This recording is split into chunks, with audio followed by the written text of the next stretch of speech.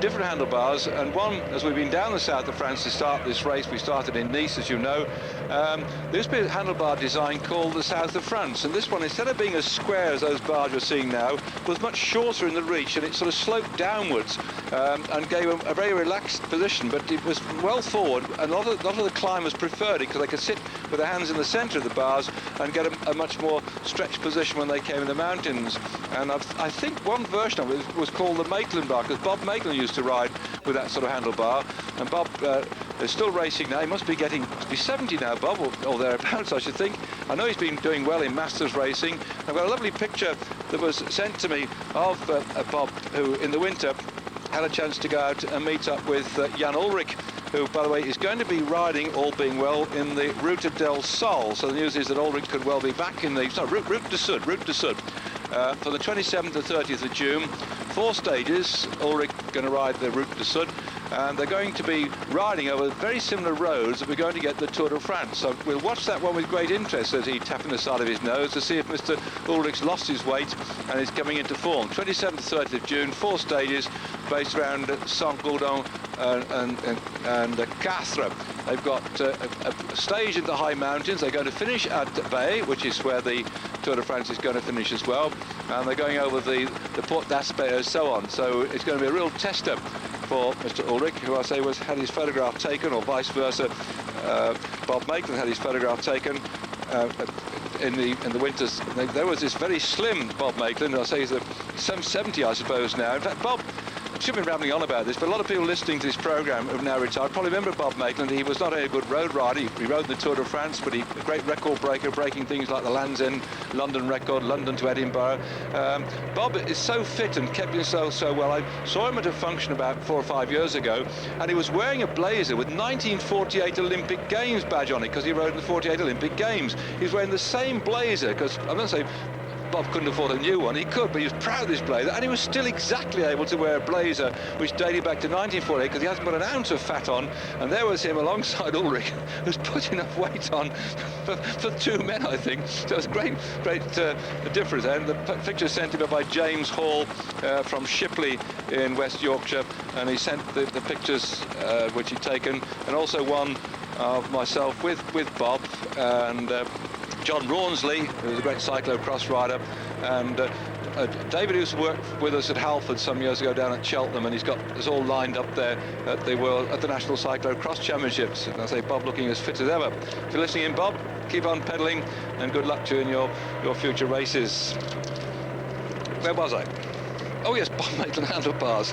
Get a bit carried away with that. So no, we're very much onto square type handlebars now, and it seems to have settled down, and we don't have these weird and wonderful shapes that were named after various riders. In fact, a lot of them call them Maes handlebars, M-A-E-S, and it was very much specified on bicycles, and people still say yes, a Maes handlebar. But that was also a very famous Belgian rider, Maes, so they had handlebars named after. That sort of seems to have disappeared now, the naming of componentry after various racing cyclists, as we're now back up with our leading group. No, we're not going to Rome. Turn right, lads. That's it. Keep off that way. Off you go.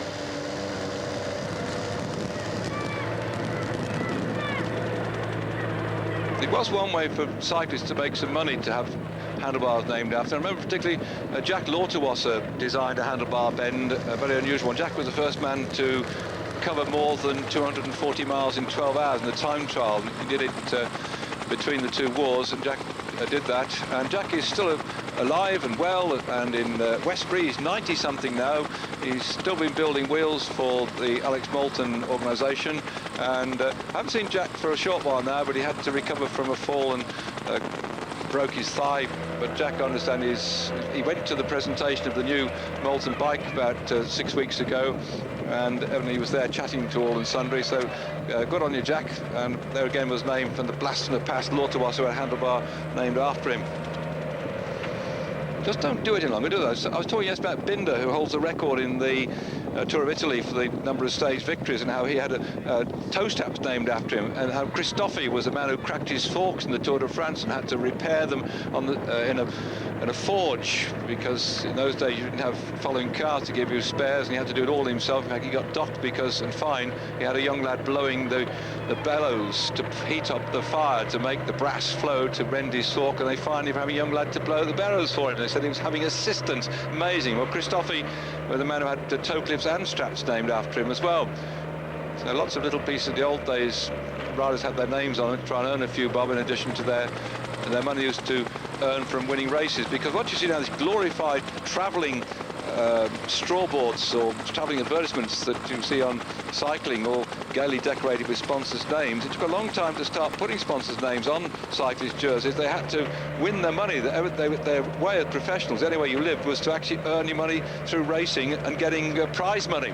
And if you could, like Christophe or Binder, or many of them like Handlebars, Mays, if you could design something and have your name on it, you've got a few bob in some form of endorsement. Here we go. Talking of jerseys, highly decorated. That's the Kelmer Costa Blanca Eurosport rider. There we are. See them on the top. Go on, put it in the cameras. Hey, it's jumping around a bit now, isn't it? I like this.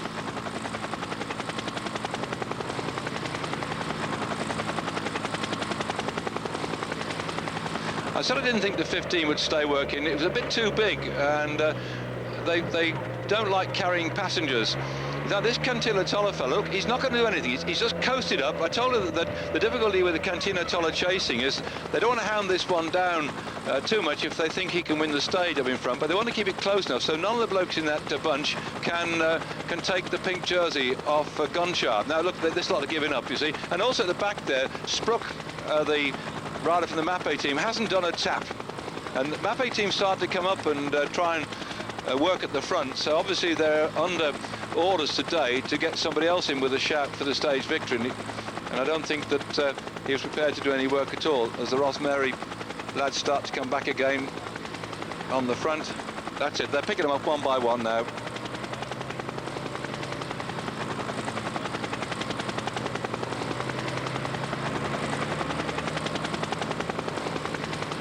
This is a bit when you get caught, lads, you look over your shoulder, you're looking for a gap to get in, you see. So this goes steaming by and you can't get your way, and you find yourself right at the back and you have to start infiltrating again. Oh, there's still 2, 4, 6 of them persisting with this one.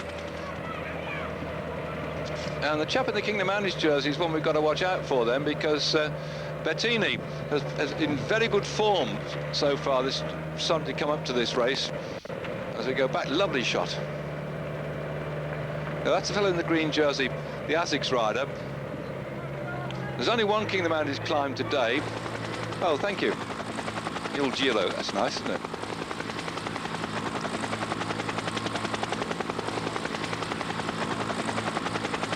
He's looking back now. I'm surprised really that Bettini's prepared to do much work in this break, because he's got the ability to get himself some more points on the Kingdom Andes. The only climb we've got today in the whole of the stage. We're going twice over it, but for some obscure reason, and best known only to the organisers, they're only giving Kingdom Andes points when we go for the first time. That's after 220 kilometres of racing we cover, and it's over the Poggio Fondoni. And when we go over that after 220 kilometres, we've still got some 19 k's to go. It drops down off the top in toward the finish. We've got a loop again, you see. We're going to do a sort of a complete lap and come round, do another lap. So we've got a couple of laps, so you see him go twice to the finishing straight. And this climb, once you're over the top, it's only 5 k's down into the finish. They've got him, that's it. I rather thought that they'd get full back. I'm still wondering why the Ross Mary boys will begin to do so much work.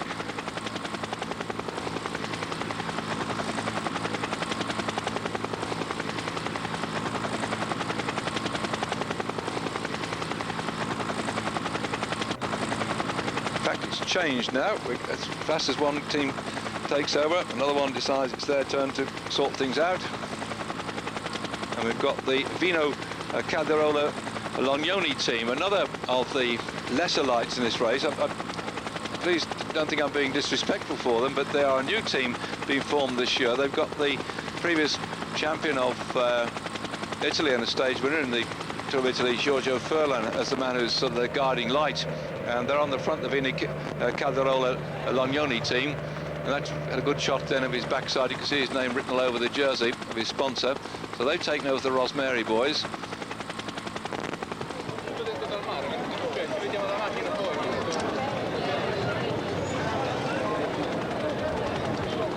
C'era stata una foratura di Glenn Magnusson, che però in questo momento sta rientrando in gruppo. I'm just looking, I thought I saw somebody start to warm it up on the far side, and there they are, just easing their way through the Balan team.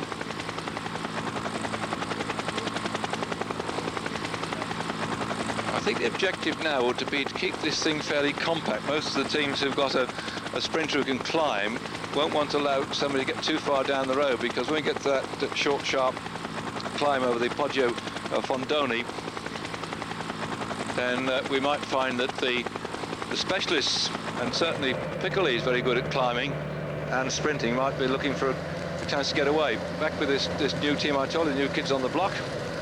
Mappe begin to move through as well. So I think this is probably likely to stay. They'll probably get the speed up. We won't have a chance for anybody to get away. But if they slow down a bit, then we might find somebody going for a long one. We'll have to wait after this break to find out. The field's still all together, riding in towards the finish, which has got a couple of short, sharp climbs in it to sort out the group. I don't think we're going to see a big bunch sprint finish like we saw yesterday. In fact, it was a bunch and a half, wasn't it? Because 67 riders or so came in together. 13 seconds back behind them was Alex Zuller, who in the day started out the pink jersey, 1 second ahead of Gonchar. Well, Gonchar came in with the front group, and Zuller came in with the back group, and Gonchar was surprised to be called to the rostrum to get over his pink jersey, so he's in there at the moment and going on in. Let me just put in the picture as regards the rest of the people, and one man who could in fact take that jersey off Gonchar was the ASIC CGA rider Michel Bartoli, and that's where they're going on their route. Now let me come back to tell you, Bartoli is only 9 seconds adrift, 9 seconds adrift of Gonchar. There are 12 seconds bonus at the end of the stage today, then 8 seconds for second spot and 4 seconds for third. Now Bartoli can take the stage victory. He will go ahead of Gonchar, because Gonchar is not the world's greatest sprinter. He will come in with the main pack, Gonchar, and just hope to preserve his pink jersey. There he is, absolutely on cue. That's the fellow on the right hand side of your screen then, as Fabio Fontanelli's camera picks up the man in the pink jersey. Gonchar, well, he was, as I say, a surprise yesterday to take that pink jersey, and he was as surprised as anybody was. He is just 27 years of age now. He actually comes from the Ukraine. He was born not about 300 kilometers away from Chernobyl, where they had that enormous big bang a few years ago, and he hasn't had a lot of successes like taking over leaders' jerseys. His main success, of course, is a time trialist, and that's where he's been getting some really good victories, because in the Chrono des Ebias in 1997 he took that one. He won a stage in the Tour of Italy last year against the watch. He won a stage in the Tour of Switzerland last year against the watch again in the time trial, and he also won a stage in the 4 days of Dunkirk in the time trial, and he was second in the World Time Trial Championships this year in San Sebastian behind Laurent Jalabert. So he's if you get a chance to look at him sideways on, he's got enormous thighs, and he's built like a time trialist. He's not a lightweight mountain climber, nor is he an absolute out-and-out sprinter, but he finished fifth, I think it was, last year in the Tour of Italy, but so he can get over the mountains, and he's perhaps a surprise to everybody when he took the jersey yesterday, but he's a survivor. He's a big fella anyway. That's a big chunky fella. He's 1.76 meters tall, 1.76 m tall, and weighs 70 kilograms. So that's quite on the top side for your mountain goats. And we'll have to see now if he can add to his successes by keeping that pink jersey for yet another day. But the man who's going to try and take it off him, that Michel Bartoli, is certainly able, I think, to launch an explosive attack on the climb and come down the other side. And if he gets the stage victory, well, this is the one this team's working hard now to keep the lid on things. The ASIC CGA team, that sort of white, blue and orangey coloured jerseys, that's the colour. Look at this, 58 kilometres an hour. That's about 36 miles an hour. Steady, lads. Once they've gone to the finish, there's a very tight turn which I have to watch out for, because the speed at which they're going to be motoring, it could be quite dangerous for them. And a good run into the finish anyway once they come off the top of the climb, but that's going to stretch a few legs on the climb itself. Just some 281 metres above sea level, but as you see, they're right down by the sea, and therefore that 281 metres is quite a steep bit for them to climb. 1 kilometre towards the end is very a bit nasty. So they might be whipping along now, but they're going to come to a bit of grind halt when they come to that climb.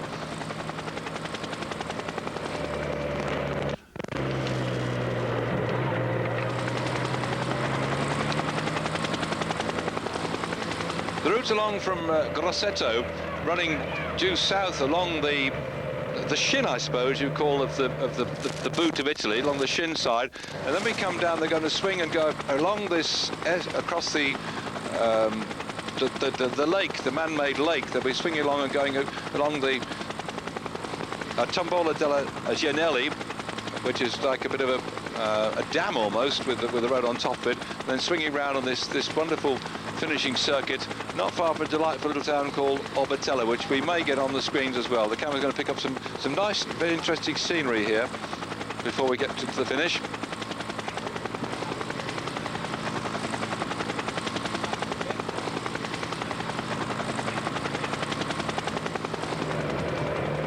I get the impression a lot of nervous people here. They're all trying to get in up near the front to keep out of trouble, so we don't have a crash like we had yesterday, and at the same time do what they can to keep their best rider in with a shout today in a good position. It's not easy to manipulate and control this race today.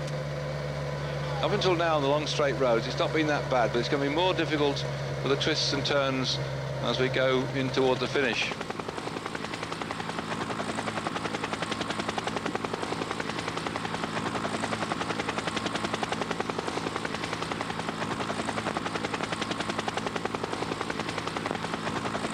There we are, back with the group.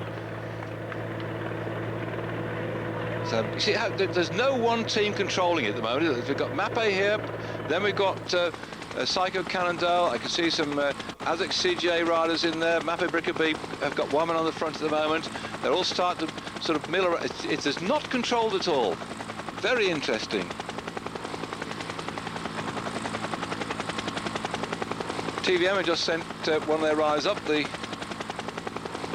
Swedish rider Mikkel Laffis. He's gone up to the front as well.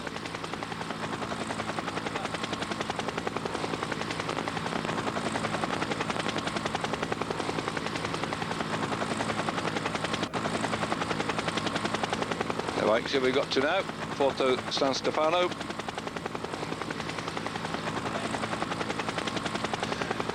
So they've come along and they're into Porto San Stefano. We won't be long now before we come in towards the... So they're going very shortly in through, and on the first of the laps now, this is the one, and then they're going to turn, I say, start the big climb. So there they go, that's the finish line.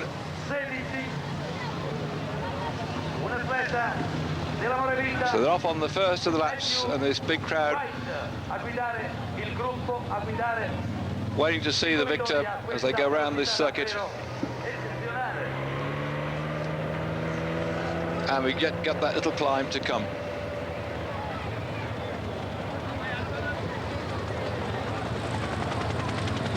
So just some 28 kilometres left to this race, so they really have gathered a lot of momentum. They were running so far behind time. They were actually, to begin with, we were only going at something like about 32 kilometres per hour, but they're really starting to motor now. They swing round the bay and then start to go up towards the climb. So the spectators have come out. We've got a very interesting cross-section of people always come out to see the Tour of Italy. Yesterday we got Salvatore Grimaldi, who came out to see the stage. He's the big boss of Cycle Europe that own the Bianchi brand, and he had his photograph taken with Marco Pantani. And also a fellow called Christian Taillefer came out yesterday with Salvatore Grimaldi, because Christian Taillefer rides for Peugeot as a mountain biker, and he broke the downhill mountain bike world record, 212 kilometers per hour. Now these lads have got something more to think about. It's going up, not going down, and the Psycho Cannondale people are trying to put the lid on things, but I'm not quite sure that Cipollini, who already got into Giro this morning, will be able to get up this hill and down the other side, having to do this one twice with the sort of speed that'll give him a chance of getting the victory. He's not bad when it comes to this sort of hill, but yesterday he had was jammed against the barriers. That's why we didn't see him in the sprint. It was Stratzer who went across in front of him, and Cipollini found himself marooned between Stratzer and the barriers and had great difficulty getting around him, so that's why we didn't see him in the sprint yesterday. I don't think it's going to be much of a big bunch finishing today as they're on this climb. I tell you, it's not a nice one, not easy at all. This is the bit. As now we've got Matthew White of the Amore Vita Faxeroni team going through it. Come on, the Aussie, come on, you boy. That's what we want. Good on the Aussies. And I'm pretty certain, I must go back through my records. I haven't got them here, they're in England. In the Tour Langkawi this year, I've got a suspicion that Matthew White was still riding with the Australian team in the Tour Langkawi in Malaysia in February this year. And I'm not surprised if he switched now to ride for this team, because a lot of the Italians keep an eye on the Australians who are based in Italy, and so it looks like Matthew White now is really determined to have a go at this one. Come on, lad. He's the only English-speaking rider. When I say English-speaking, naturally English-speaking rider. A lot of them speak English in this anyway. But he's the only natural English-speaking rider we've got in the Tour of Italy this year. So come on, let's all get behind him, all you people back at home. Go on, wheel him up there. Go on.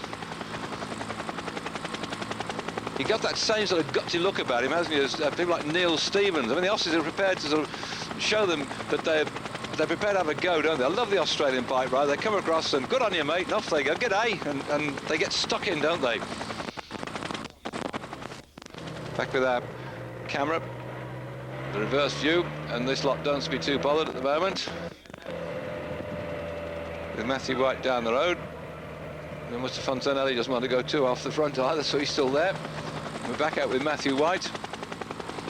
Oh, they've just got him in sight now. That looks like Yarman to me. Trying to close him down.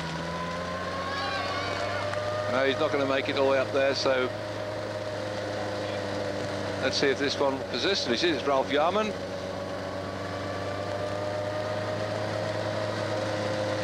And it can change all the time, isn't it?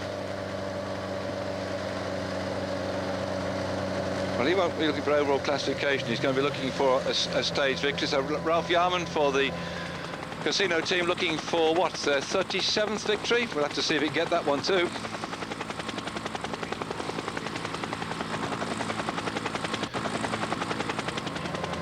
Coming across to mark out Ralph Yarman, the Mappe Brickaby team certainly don't want to see too many people go down the road, and so they sent up one rider to just keep an eye on things. I wonder if he's going to go work with him. That's Mr. Galileo, by the way, who's coming up now. The winner, I mentioned this Tour of Langkawi. I keep referring to it because I enjoyed myself out in Malaysia in February when you were not freezing back at home. I was out in the baking hot sunshine, touching something like 40 degrees one day it was. In fact, we had 2 days over 40. And this lad, Mr. Galileo, he won the overall Tour of Langkawi. It wasn't a race where you had all the big guns. You had mixtures of national teams and pro teams. The Mappe team went across. Taffy had the leader's jersey right until the penultimate day, and then we went up for the Malaysian version of the Alpe d'Huez, and Mr. Galileo and his teammate, whose name will come back to you in a minute, romped away and took the stage victory, and young Mr. Galileo here took over the leader's jersey. And I think he's got quite a lot of talent, that fellow. We might see a lot more of him. In fact, he could do well. He's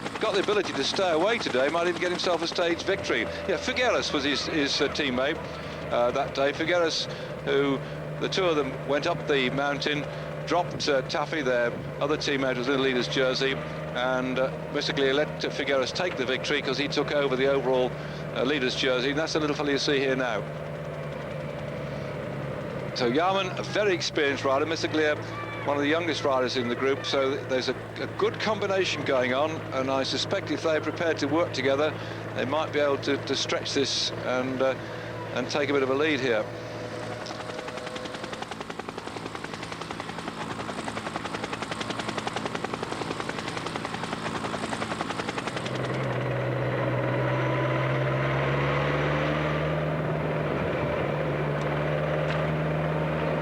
A lot of people still in that pack in contention.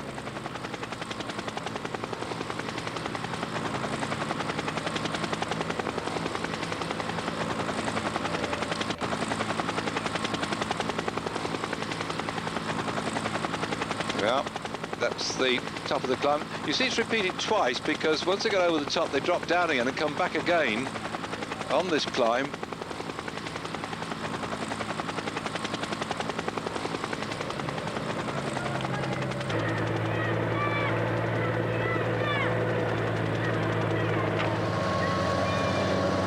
Well, Mr. Clear is pressing on with this one, so Yarman, I think, happy to sit on his wheel because he undoubtedly is the stronger of the two, I think, on the flatter part. Mr. Clear is the better one on the climb, so the chances are these two pair to work together, they might be in a shout to stay away from the main group as they now get up towards the top of the climb, the only one of the day for the Grand Prix of the Montagnes.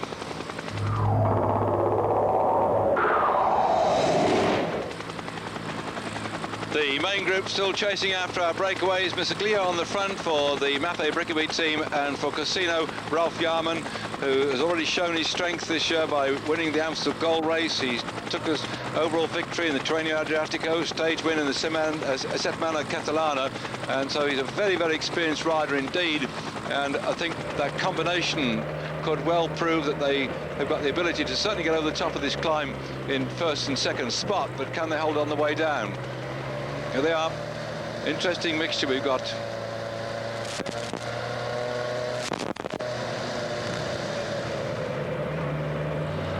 Cantina Toller beginning to work. No threats as far as the Yarman is concerned. He's a bit down on general classification. I'll have to quickly check where Mr. Glier is as to whether he's got a chance of romping up the overall classification. Yes, he is. In fact, he's 32 seconds down. That's the danger. That's the man in the blue pants there for Mapei Brickaby. This could suit this little fellow. I say he's a superb all-round rider, and I, on the Tour Langkawi, said to one of my colleagues that I could rate this fellow in the future once he gets a bit more experience under his belt, and he can climb, he can ride well. He's very good at understanding the race, and I think somehow now that 32 seconds, Cantina Toller have got to start chasing, and the pink jersey is at risk. Cantina Toller then are starting to work, but this is not the sort of circuit that we're on now that will exactly suit Gonchar. Gonchar being, as a very powerful rider on the flat, he can roll a big gear when it comes to time trialling, but can he stay the pace here as the Mercaton Uno team start to go a little bit on the front? No wonder Mapei, when they're further down the road, I was commenting that the Mapei team seemed to be very keen. We saw Gianni Abugno getting his forces together, and although they got Zebegno Spruck in the leading group, there was Mapei were interested in cutting back that breakaway group of 15 men, which including one of their own riders. Spruck had been sent up there just, I suppose, to keep an eye on things, and their grand plan obviously was to get this lad Mr. Clear in with a shout, because we're going to do that complete circuit, and if he can stay away, and those only 14 seconds, but if they can stay away and then come the second time up the climb, there's a chance for him taking the stage victory. And if he gets that 30-odd seconds or 20-odd seconds ahead, because you get 12 seconds bonus for winning the stage. Anyway, there's Gonchar on the left in the pink jersey. He doesn't look too concerned at the moment. He's not rallying his troops at the front, but then he's in a position which he's not been used to. I think it's the first time he's ever taken a leader's jersey in a big race like this. So Gonchar sitting at the back, waiting for the work to be done by other teams who are interested in getting the stage victory and hope to be sort of coasting on. He's got a lot of power, but if that gap gets too far, then there can be a problem. It's sending me, I don't know what your eyes are going like, left to right, left to right, left to right. It's like hypnotic. If I nod off and start snoring, will somebody come and wake me up, please? Oh, Yarman's gone. That's it. So the 33-year-old, sorry, 32-year-old, isn't that right? So 32-year-old now decided enough is enough, and so probably yes, and so Mr. Glier's come back as well. The chase then led by Mercaton Uno. That's interesting.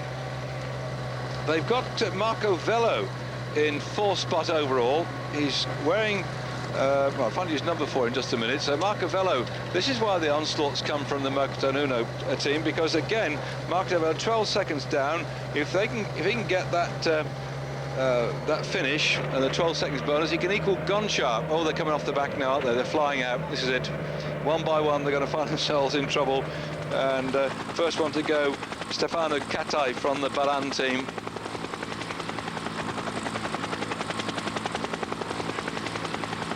Poised very interestingly. So whilst the sun is beating down here, I wonder what the weather's like up in France, because Philippe Gaumont of Cofidis won that stage yesterday in the Midi Libre ahead of Jalabert second, so Cofidis first and second, and Simon Kahn in third spot. So you like that one. The results from the out there in the wild. Tom Mercato on the front. Let's go a quick run down while they're grafting away here on the general classification as it stands. Gonchar of the Cantino Tolo team is the overall race leader, wearing the pink jersey. He has a 9 seconds lead over Michel Bartoli of the ASICS CGA team, and in third spot Mariano Piccoli of the Brescia Liquigas team is at 12 seconds. Also at 12 seconds, riding for the team you see on the screen now, Mercato Bianchi, is Marco Vello, and at 12 seconds is Alex Sulla, the Festina Watches rider who lost the pink jersey yesterday when he was marooned in a group that had a 13 seconds deficit on the leader.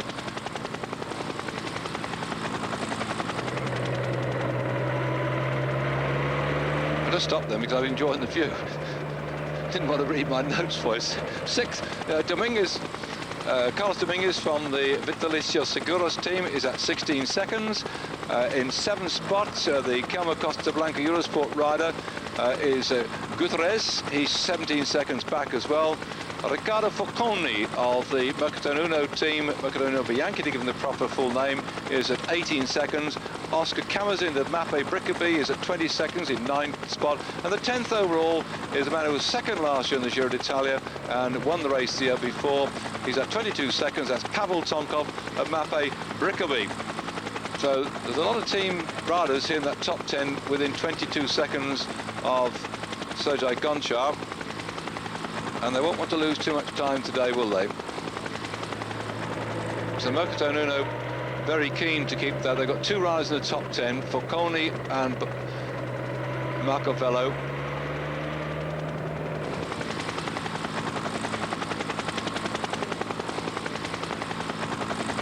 Just started to infiltrate that group at the front was the rider from the ASICS CGA team, who's wearing the green jersey as the overall leader on the King of the Mountains, Paolo Bettini. There he is in the green jersey for more points on the King of the Mountains competition, and there he goes, being led out by one of his teammates. They've let Mercato do all the work, and now he's got a teammate to take him off the front. And Piccoli romping away. Look at the power of this fellow here, still in the green jersey of the King of the Mountains, just going away from this lot like a little rocket. Light the blue touch paper and retire for a safe distance. He's got that one, so there's more points. They keep the green jersey, and you see how easily he went over the top of that one. Now, next time we come round, if they can put the same sort of pressure on, and he could just get a little split going, he's probably of the mountain climbers the best sprinter we've got as well. So perhaps Jan Shaw, the co-commentator on the German channel of Eurosport, might well have got that one right. No, I didn't squander any money on the competition. We were just trying to pick the winner of the stage today, and I thought that Michel Bartoli of the ASICS CGA team was going to be the man to watch out for, but of course they've got a lot of fish to fry. That's the right thing to have, because we're on this little, what is almost like an island, linked to the mainland by the causeways, and beautiful part of the world for fish, because it's right out the sea, where this little island is surrounded by some beautiful, beautiful water. And the fish to fry for ASICS is to get Bartoli into the victory and the 12 seconds bonus, and also for Paolo Bettini to take King of Mountains competition point we've just done. We're coming over this climb again, by the way, but I said for some inexplicable reason best known to the organisers of the race, they've not given the King of the Mountains competition prize any points next time round. Hold your breath. That's good, isn't it? This is a view of one of our handheld cameras on the motorcycle, and the one you saw before that was a view from the saddle of Fontanelli. Here we are, back again with it.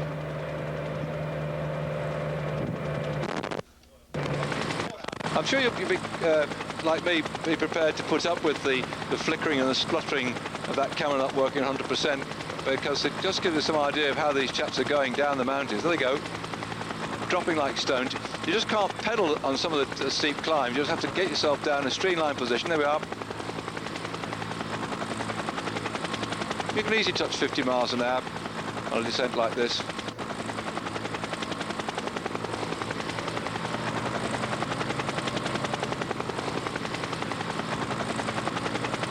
I think that was Konyshev.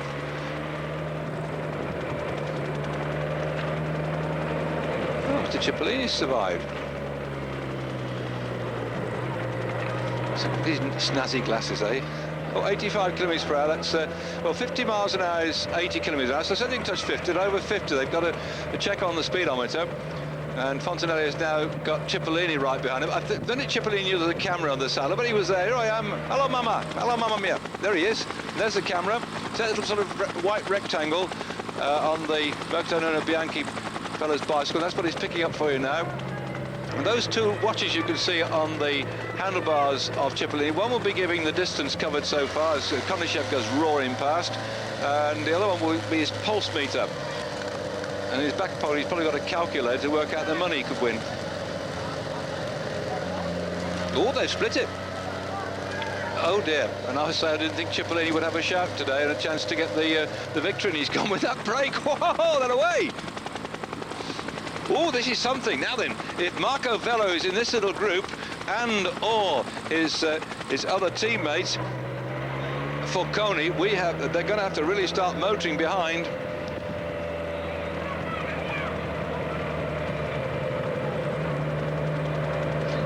You see, he's 38 seconds down, Pantani, but two of his teammates are better placed to take the lead. Pantani then with this group too. This is he's not on the motorbike, this is where he's picking up off the saddle of his teammate's bike. Hey, this is great stuff. There they go, they managed to get away. This is something else, isn't it? 2, 4, 6, 8 of them have managed to take it, and Mercato Nuno have got at least 2 riders, if not 3 in there. So Cantino Tolla have got to do some work, but with Pantani in that group at the front that can climb well.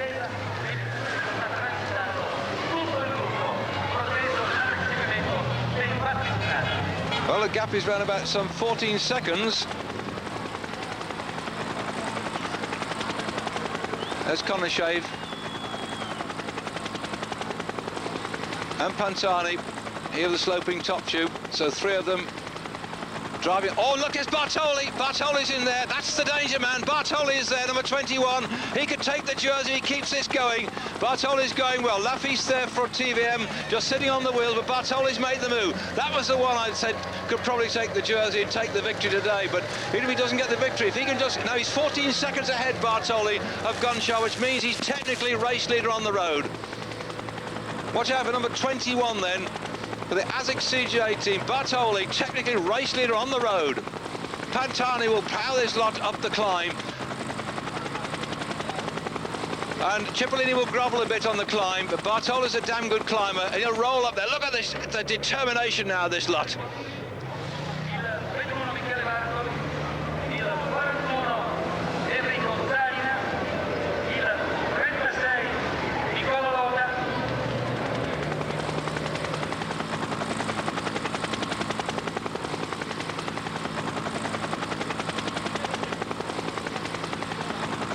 So that is the group of leaders at the moment, and certainly the danger man in there, Bartoli, number 21, for the overall leadership of the race. And I'm glad that we had that camera on the back of Fontanelli at Mercato Bianchi, because he gave us some lovely pictures of that group going away, and I hope you're enjoying it like I am enjoying it today.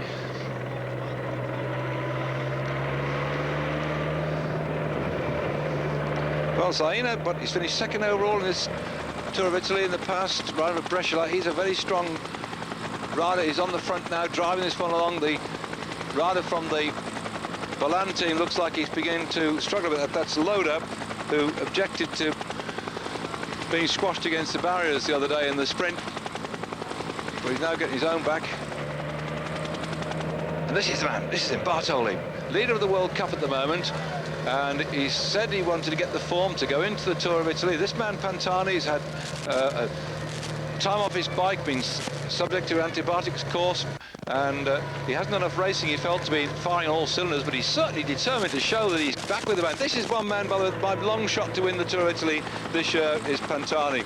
I've got Zulla down to win the Tour of Italy and the Tour de France, which is a long shot as well, and Pantani, I think, could win this race if only he just gets his act together in the time trials. There he is. And that's Zaino, and then Bartoli. That's a super little threesome here. They could work well together, and remember the time gap for Bartoli this morning on Gonchar was just 9 seconds, so the whole thing is poised very delicately, because once they go to the top of this climb, they have only 5 kilometers to go down to the finish of this stage 4.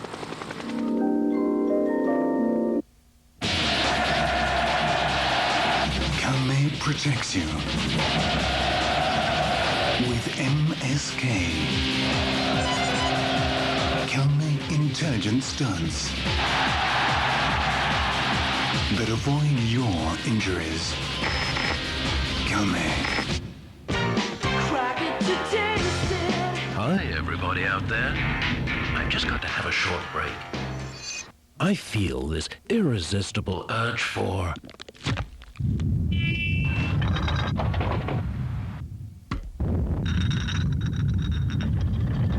want to hear it again.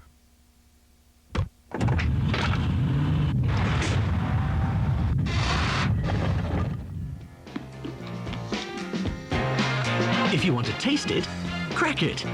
Eurosport. My guru insists I fly Air Canada Executive First to celebrate my love of open space. Little details and a lot of legroom make our Executive First a breath of fresh air. Same time next week?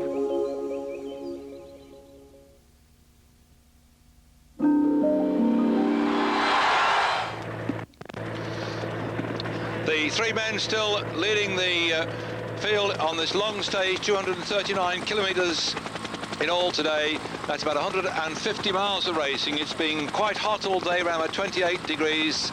And now the chaps are looking on your screen. There's Zaino for Brescia.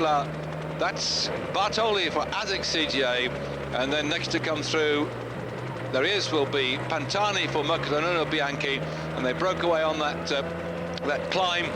Also just on top of the climb, on his head down the other side. The man that was with them before, Mr. Cipollini himself, has been unable to stand the pace on the climb, and he's gone back into the main group now as the pack behind contains the pink jersey of Gonchar, Sergei Gonchar.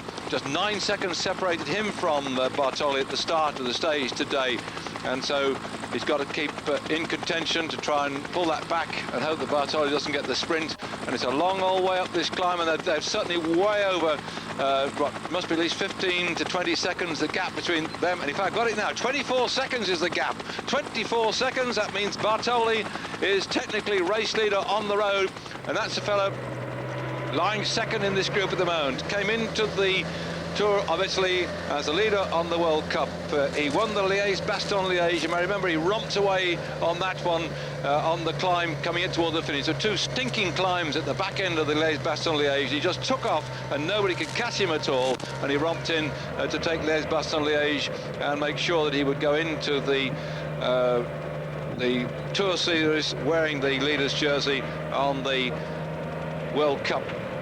6 hours of racing so far, and these three riders, Pantani coming back into that sport after that tremendous crash he had in October, somewhat nearly 2 years ago now, 18 and a bit months gone by, and Zaino, a very experienced rider, probably won't say on his way out, on his decline, because he's 30 years of age, but Zaino is a very good competitive man, and I'm certain that these three, they know each other very well. They've raced together over the years, and they will work, there's no doubt about it. Each of these three has got something very useful to gain from this break, with Pantani something like, what, 36 seconds down on general classification. He was, 38 seconds down this morning. Bartoli some 9 seconds down. I'll just pick out where Zaino is for you as well, because I don't think he's too far off the pace, but another of these riders who you don't see a lot of until you get to the big tours, and up he pops. Yes, Zayn at the moment is 34 seconds down on general classification, and Pantani is 38 seconds down on general classification, and Bartoli on the front now, 9 seconds down on GC. This could turn it upside down quite a bit, because there are 12, 8 and 4 seconds bonus, and it depends who shares what at the end as to whether the shuttle goes on in respect of the overall classification, how far up into first, second and third they may well go. See, the CGA rider won't do anything there to help this one.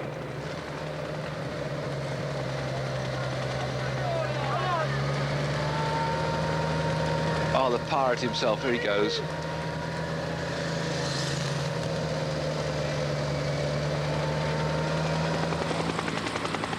I was so pleased to see Pantani coming back now. He had that crash. He did so extremely well in the Tour de France last year. He had a bit of bronchitis on one stage, you may remember, but then he went and romped away and just smashed everybody out of sight. He's just a natural mountain climber. The trouble is, the Tour de France this year, he was saying that the climbs aren't tough enough for him to do anything, but this Tour of this year is certainly made for a mountain climber, and we could well see Pantani coming out on top at the end. We're not being disrespectful, people like Bartoli here, but the back end, the last week of this race is just absolutely back-breaking.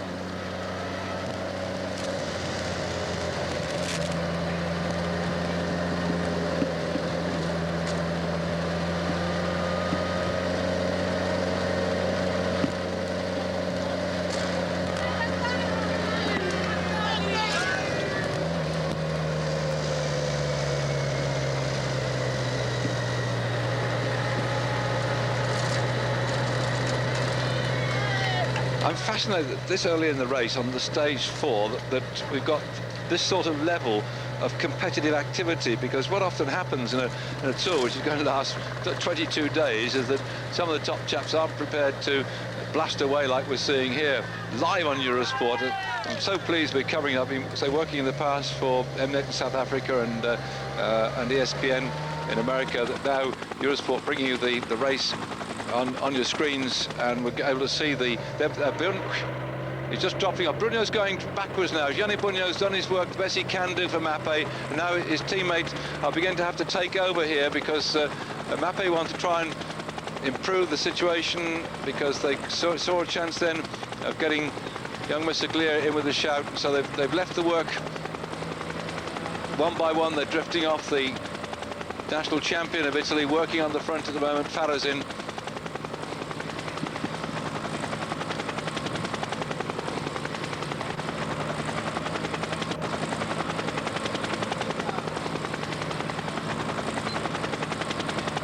See that Shimano car down the left-hand side? That's a neutral service car that's in there to look after these riders. They haven't brought the race cars up because the gap's still hovering. It hasn't actually made 30 seconds. I had one time check at 24. As they go through now, the chase is very fast and furious, and the gap now is down to 17 seconds, and Mappe doing the work on the front.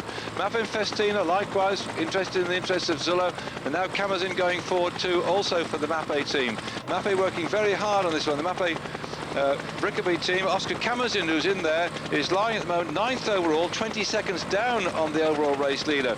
They've got Pavel Tonkov, the second in the Tour of Italy last year, and the winner of the year before, 22 seconds down on the Gonchar. So trying to give Gonchar a right old kicking at the moment, but these three riders in front drop back now 17 seconds. It was a bit more, perhaps they're getting a bit puffed. Now all that Bartoli has to do is to win the sprint, and he'll take the jersey. I mean, if that group comes up and catches them, if he still wins the sprint, he'll still take the leader's jersey. So he's not too bothered about how much gap he puts between them. In fact, he's coming down now, but certainly for Pantani and Zaina, they want to be over half a minute ahead. But young Oscar Camazin is really riding himself to a standstill here. 9th overall, 20 seconds down on the pink jersey. There's Zulla looking very comfortable indeed. So perhaps they've gone a bit too soon, these three. But if they can just hang on to the top, that drop down the other side. Pantani's a bit of a nutcase when it comes to descending. So if they just keep that gap, they might be able to survive to the finish. There again, they might not. It's coming back. Wow. There's some bike race today.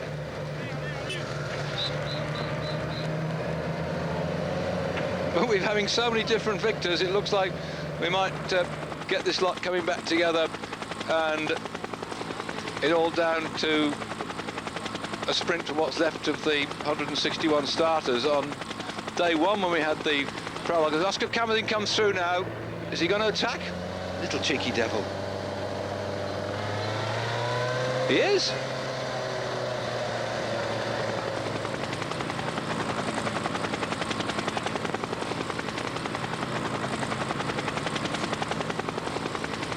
Well, they got back together. Zuller moving up, ruining his disappointment yesterday. Attack coming from Balan. There we are. See, that's that one. And having it go off the front, this one, Gabriel Colombo, always prepared to take a chance. Supposing perhaps that if he can get over the top of the climb, he might. There's no points on the King of the Mountains competition here, by the way.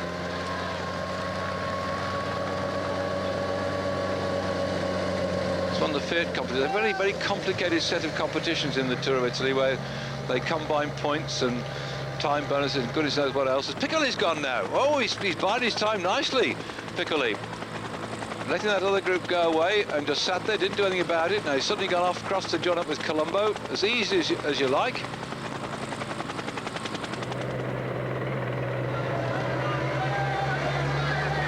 Colombo's brought back, Zulla's looking good. And where's the pink jersey of Gonchar? So, Zuller took the prologue time trial on day one as we get yet another attack coming off. Well, Risa Scotti had a stage victory yesterday with Minali. Going down the victory so far, Zuller took the prologue time trial day one. Piccoli here in the plum-coloured vest, was a plum-coloured jersey, was the winner into Cuneo on the first of the big road stages. Then Ado of the Calmo Costa Blanca Eurosport squad took the next stage. Then Minali took the one yesterday for the Riso Scotti team. His teammates now nipping off the front. I think this is more in hope than anything else. It's a good sprint yesterday into Forte del Marmi. The last time we came into there, 1974, Circu beating Devlamic in a big bunch sprint. In fact, Circu won the stage a couple of times. They won way back in 1971 as well. Did Circu, great Roban sprinter, ex-pro track champion, and also stage victor in the Tour de France and Tour of Italy. Able to survive the mountains was Patrick Circu, now the race director of the Ghent 6 Day.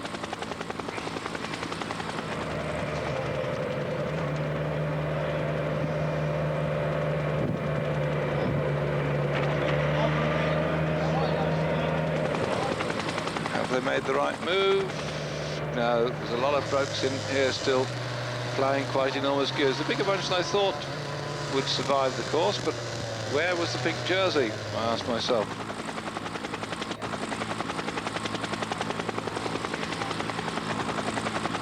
This is the bit where the nutcases take charge. Whatever who don't follow a Colombian have a penchant for falling off. And thank goodness it's dry, so Zuller won't fall off either.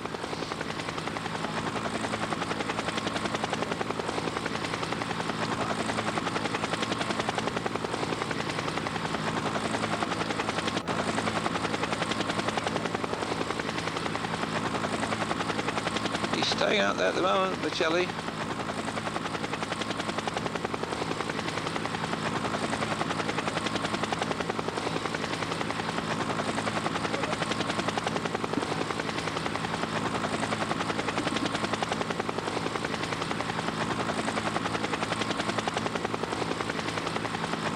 They've got him in sight, so I don't think he's going to last too long.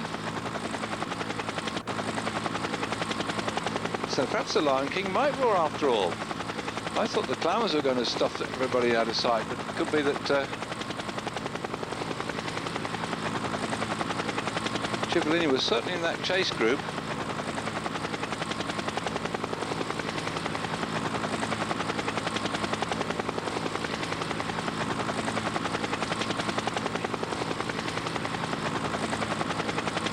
That's Luc Leblanc. Well, this is crazy time for him too.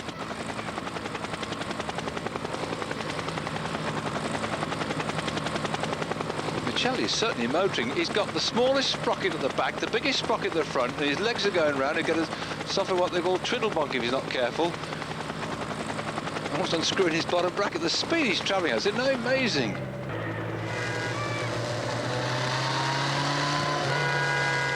Oh, inside him. Yeah, get out of the way.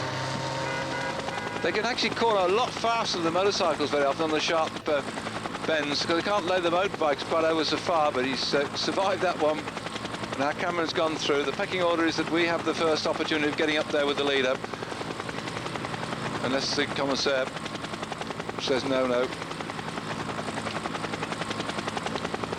He's made a jolly good move here. This is brilliant. It might be two on the trot then for the Riso Scotti team. He's still got about the last kilometre's fairly flat though, so Michelli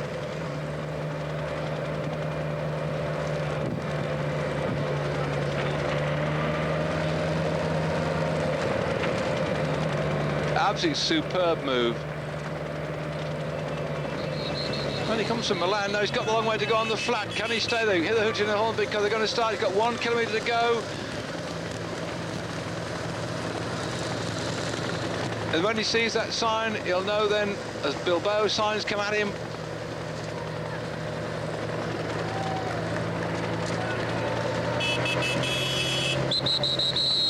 Well, it's getting close for his birthday. It's going to be an early present for him. He was born the 28th of May, and now 8 days early, he's going to get a great present here for Nicola Michelli. Coming along now, and the crowd absolutely enjoying this. It was a brilliant piece of bike riding. It surprised everybody. Look, here comes a big gang now, but it looks like he survived enough then to get in to take the success. He's got it. So 2 on the trot then for the Riso Scotti team, as Michelli, who was 4th overall last year in the Tour of Italy, and that was his only big success last year, was 4th overall in the Tour of Italy. Now he's got an actual stage to go with his 4th overall position last year. The man from Milan found his way around this little island just on the off the coast of or just off the mainland of Italy, and superb piece of judgment there to take the stage victory. And I got so excited with that I didn't spot who was 2nd and 3rd. So Michelli, that's Riso Scotti. This new team has now got 2 successes on the trot, and Gavis likewise will be pleased with that one. They've been long sponsor in the sport of cycling, and they've now had 2 successes. We had yet a different rider, but this time 2 from the same team. Yesterday Minali, today Michelli.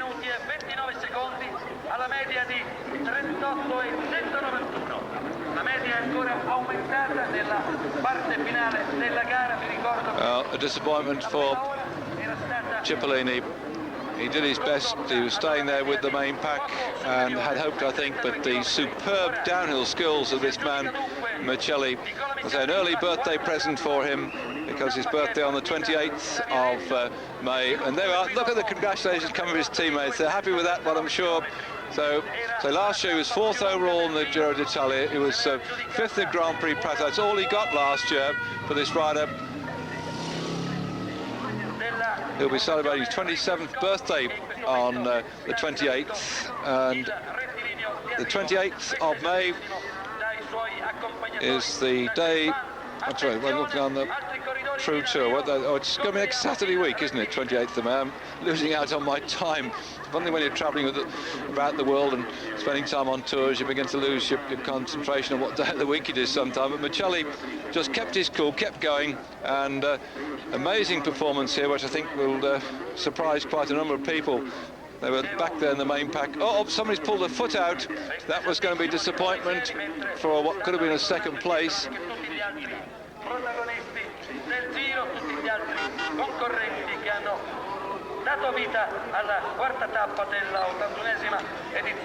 Bartoli was 2nd then, and Bartoli got 8 seconds bonus, but he started in 9 seconds down on Gonchar. So Bartoli has closed the gap on the pink jersey, but I wonder where Gonchar was, because it might be Bartoli could be going into the lead. Let's see, get another good look at that big bunch sprint to see if Gonchar was with it, because Bartoli grabbed himself 8 seconds of bonus and he threw his arms in the air. And there, I told you this little island has got the causeways running back to the mainland, but nevertheless the question will be raised, has Bartoli done enough to get the pink jersey off Gonchar, who got it by, I would say, default. I mean, that split that happened yesterday in 13 seconds separated Gonchar from Zuller, because coming in there was a bit of a gap opened up and Zuller couldn't close that one down. As we're looking down there at the, I think Gonchar's just off the frame. Come back, Mr. Cameron, drop it, because there Bartoli goes as the Belen rather misses out and drops his gear. And so Bartoli driving hard here. Does he get the second spot? Does he get the 8 seconds bonus? The answer is he does. And where was the pink jersey? Well, there's a gap there, but that's only a less than a second gap. So that's all right. So he'll get one time. Bartoli coming up now will get another time. There. The gaps are opening up. Well, I would await the official decision on this one as to whether the jersey has gone to Bartoli. Well, Bartoli threw his arms in the air. It was almost as if he'd won the stage, but he knew he hadn't, and so I would suggest that Bartoli's probably taken the pink jersey. We'll wait for official confirmation of that, but certainly a brilliant stage victory for Michelli of the Riso Scotti team.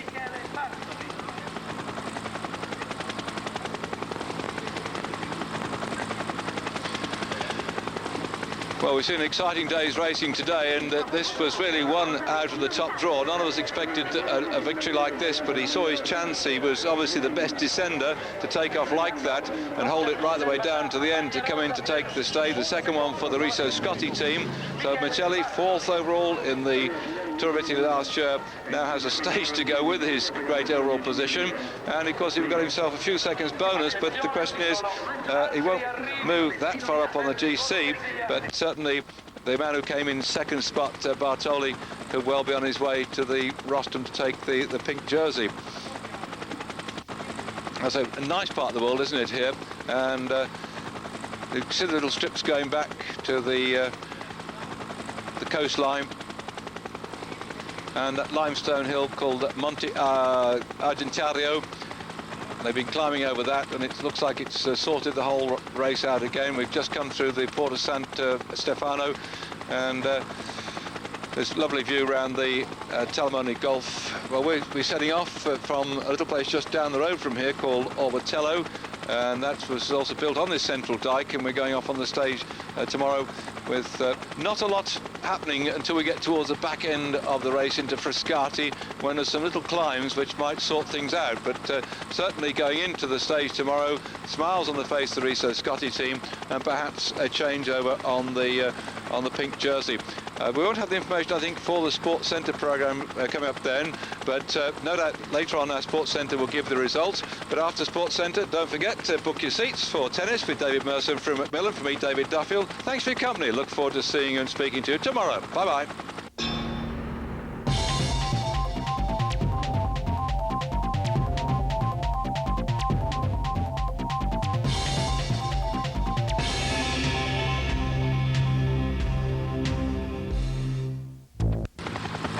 Ah, the sunshine of Italy, and what a superb day we've got here. Satellite pictures have been picking up the race up there in Belgium, but we've now got some live coverage from the big Tour of Italy for you. I'm David Duffield, and thanks for joining me on this stage then of the Tour of Italy, taking them 206 kilometres from Orvatello to Frascati. A little bit of a chase going on here after a puncture. You can see them all working to get back into the main pack, with now some 20 kilometres to go. Just a couple of riders have survived from an early breakaway group, but the main interest really centres on the fact that at the Intergiro, in the sprint that we had down the road just after some 73 kilometres of racing today, the Fagnini won that one and got 6 seconds bonus, but Bartoli got 4 seconds bonus for second spot, and Arazzi got 2 seconds bonus for a third spot. Bartoli was actually saying this morning, as you can see now, we get very close to the finish, and that little climb just ahead of the riders before we thunder on in toward the finish. It's only a bit of a drag accident. It flattens out the top, so the Mercaton Uno riders should be able to get back into contention in this lot here, but Bartoli has been having some terrible headaches, a real migraine. Now, I suppose out there, some of the listeners, you probably suffer with migraine. I have it about once every 6 months, thank goodness, and one of my eyes starts to flicker. I can hardly see, and a blinding headache, and it only lasts a short while and disappears. But I know that some people get it quite regularly, and it's a very nasty thing indeed. And Bartoli has had this migraine since the race started. He's been really struggling. He's been riding very well indeed, considering the conditions of the migraine. And he was even this morning still thinking it was so bad he might have to give up. Well, he survived the problems, as we're now watching the ASICS team on the front and LeBlanc just behind him, riding on in toward the finish today. He survived the pain and the suffering. And of course, only so many things you can take medically, because particularly some of the potions you can take for headaches will show up if you're asked to, wee in the bottle at the end of it, and your urine sample, that you can get yourself slung off the race if you've got something too strong in there. So it's very difficult to treat people with very strong potions if you've got a thing like a migraine. So poor old Bartoli said this morning he was thinking about giving it up. And what about the rest of the sick list, I hear you ask? Well, Guidi has had dysentery, so he's not been going very well either, and having a few problems as the Mercaton Uno team begin to work their way back up into the main group there. And Salvadoli is suffering with bronchitis, so there's a few riders down there can't take a day off and say, please can I join the race tomorrow, or get a sick note. They've got to get stuck in and ride themselves into the finish. And there you see Bartoli 1, 2, 3 back from the front, tracking behind Piccoli, who's got the green jersey of the mountain climbers. There's no King of the Mountains competition at all today, so it's going to be down to the bonuses to decide the jersey, I would suggest. You see the number of the Riso Scotti riders beginning to come up to the front here as well. They would like to get themselves in with yet another stage success, because yesterday Nicola Micheli got the stage. The day before we had Nicola Minali get the stage, so Riso Scotti would like to make it a hat-trick, I suppose. And Fabio Baldato is a particularly good sprinter and might be in with a shout, but Baldato wants to get a move on to get past Bartoli, their number 21, with plenty of his ASICS CGA team round about him, because if he can just get in that top 3 places, then we could find Bartoli taking over the total lead. He this morning, starting out from the start this morning, Bartoli was just 1 second behind, so technically now with those 4 seconds he is the virtual leader on the tours. Provided he hangs on in though, gets a few more seconds, he'll take the pink jersey too. Bartoli did say that he wanted to take the pink jersey in the Tour of Italy, although he's the race leader or the overall leader in the World Cup coming into Tour of Italy. His ambition was to get the pink jersey, not only just during the race, but to ride on into the finish with it as well. So now, having got those 4 seconds bonus, he technically is the new pink jersey, and unless Gonchar can pip him in the sprint or something, or get away and open up the gap, then he's like to lose his jersey to Michel Bartoli. Gonchar then leading by 1 second this morning down there if we find the pink jersey, and you see here we are, 15 k's to go. That's where it is. There's a little bit of a drag, and then the straight run in towards the finish for Frascati. I say straight run in, I mean flattish run in, because there's a nasty little kink. No, I'm not talking about a Chinese. A nasty little kink in the road about 300 meters from the finish, so it's going to be acrobatic sprinting, I would suggest, when they come through at the end of this race. Quickly run down then on the overall classification. Marino Piccoli at 8 seconds is in third spot overall. Marco Velo for the Mercaton Bianco team at 12 seconds is 4th overall on general classification. Alex Zulla still there in 5th spot at 12 seconds. So a lot of people very close there. The pink jersey now can be up for grabs. It'll certainly go to Michel Bartoli on the base of that 4 seconds he got a bonus further down the road there, unless something happens on the final run in to the finish. And Gonchar, I don't think, will be attempting to sprint to get the stage finish. He just isn't that sort of rider. He's a damn good time trialist, a great all-rounder. Comes from about 300 kilometres away from Chernobyl, where they had the great big explosion way back in the early 86 or 87 or thereabouts. Right, this is the drag, lads. Get stuck in on this way up. just having a look then to see who might be going for stage victory today. Bartoli will want to keep out of trouble. He don't want any splits to happen either. I've got to be careful here because this is ideal stamping ground for the people like Scrino to get the stage victory. But perhaps Asic CJ might be quite happy just to coast on in and let Bartoli take the overall jersey at the end of this little one. By the way, I must say before we get, I will say, we had a telephone call sent in to head office, which has been sent on to me, some information passed down the line, that in Linda's Pasta Bar in Poland Street, yes lads, cheer, I can hear you, Conrad and the lads are watching Eurosport each day, the coverage of the Tour of Italy. So mine's a Vesuvius, by the way, lads. Do you have a Vesuvius pizza there? I love it, you know, the real thing that blows the top off your head. Well, I hope the two of it is blowing your heads too. We get some lovely pictures, aren't we? And so hard luck then for the Scrino rider, who's now got himself sucked back in. I know Poland Street very well indeed. It's not all far from Drury Lane, where Eurosport has its headquarters in London. And when I was working with Screensport before it was absorbed by Eurosport, we were just round the corner from Poland Street because we were down near not far from where the Liberty buildings were. And in fact, you go past that Liberty shop, and if I remember correctly, the road runs parallel to Oxford Street. You go down that way, heading out towards the east, and you go down, and then Poland Street runs at right angles to Oxford Street, if I remember correctly. I think they've got a car park down there. It seems to ring a bell. So the lads at Linda's Pasta Bar in Poland Street, mine's a Vesuvius when I get in there. 19 kilometres to go. And you can see this long drag up here is certainly having its effect on people, isn't it? As we go in towards Frascati.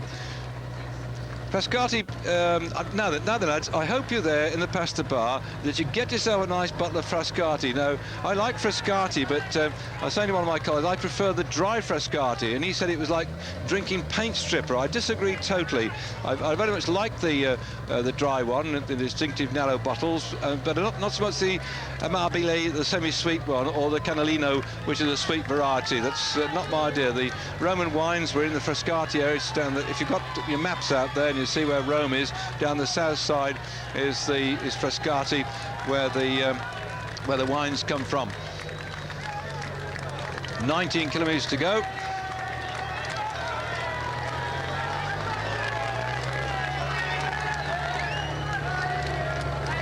With 11 kilometres to go, we'll go through a place called Castel Gandolfo, and that is where the Pope has his summer palace. I don't know if he's going to be out there to bless the cyclists, but they're certainly winding it up here on this bit of a drag, aren't they? And this is the time when the mountain climbers can try and hopefully get away, but I suspect they'll all be sucked back in again because it's a lot too far in towards the finish for them.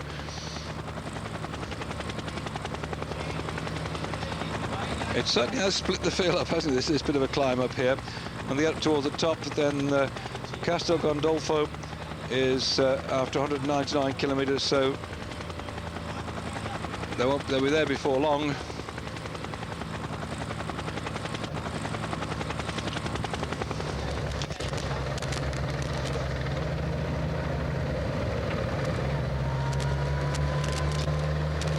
That's interesting. The damage has been done. I wasn't thinking that little drag up there would do any more than allow one or two hopefuls to start to wander away off the front, but it does seem that it's split up quite a bit.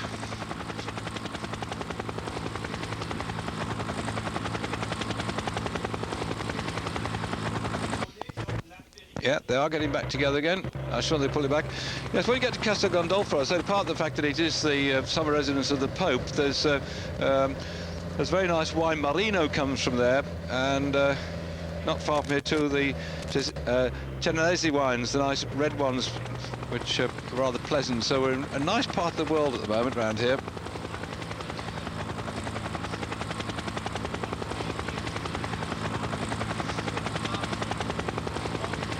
Well, Castel Gandolfo, the Pope's summer, lovely papal palace with some beautiful gardens, and of course the Swiss guards to protect him. But now we're going to take a short break. Could be all down to finishing sprint. prize themselves away from the main group now with 10 kilometres to go. Is Misaglia of the Mappe Bricobi team on the front there. There's Diddy Little Fellow tried to get a stage victory yesterday, but failed, and in fact he dropped back. He finished over 3 minutes down. If I'll just check my notes for you, but he's now trying to go away at the moment.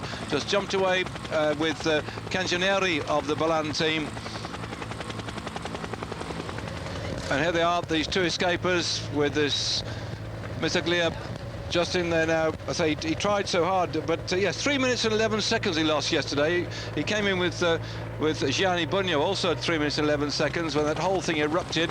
And we're looking at this beautiful lake. It's a tremendous. We're inland, well inland from the sea, and that's the Lago Albano that you just had a quick look at here as they're going round that one in towards. They've gone past the Pope's Palace and in towards Grottaferrata and then towards Frascati. So we're very close then to Frascati, 10 kilometres, or inside the final 10 kilometres of this stage 5 from Orbetello to Frascati.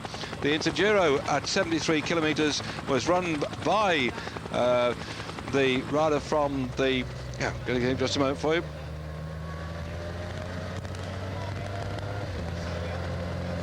Yeah, Fagnini, that's right. Fagnini got that one. Bartoli second, Arazzi into third spot after 73.5 kilometres, that giving Bartoli the lead. We've had a breakaway group including Marco De Renzi, Pedomenenko, Conte, Casagrande, Aggiano and Patuli. Most of them lowly placed riders. And as you expect, Renzo, the Cantina Tolla, was away there.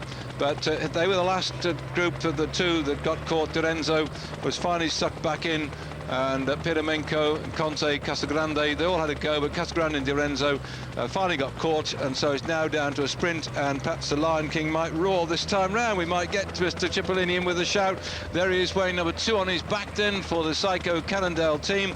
And yesterday, Cipollini came in with Claudio Pucci 32 seconds down on Michelli, who scored his first major success in the Tour of Italy. He was, what, 4th overall last year, but certainly he scored his first major success yesterday ahead of Bartoli in the second spot, Piccoli in third. I thought the way that Bartoli flung his arms in the air, he might have got the pink jersey, but he didn't do so because Gonchar came in that main group.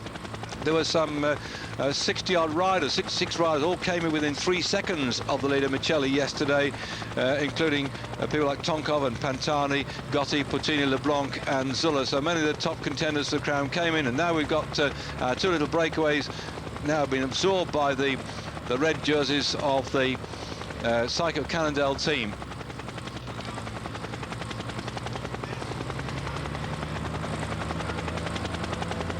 Well, Cipollini climbed quite well yesterday and just got blasted out towards the end. Just showing how people can die 1,000 deaths. If you watched our programme yesterday, Yarman tried to go away, didn't he? And, well, he came in 8 minutes and 20 seconds down. Matthew White was the first to attack when they went out on that final loop round towards the finish and up the climb. He actually came in 151st, 13 minutes down. He lost it all in that final back end of the programme. Together with Vust and Blyleven and Stratton, the great sprinters, they were all off the back 13 minutes down. Well, today the sprinters might have a chance then of dusting themselves down, having a go at getting a big sprint finish with Mr. Cipollini desperate to get a success. 2 minor races he's won so far this year, nothing spectacular at all, and there he is on your screen, the Lion King himself.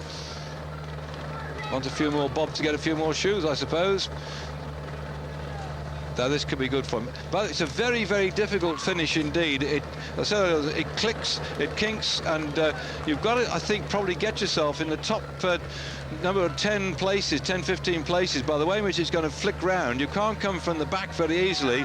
You've got to get up there very much near the front, and the sprinters are doing just that. That's Ada, number 85 for the Calme team.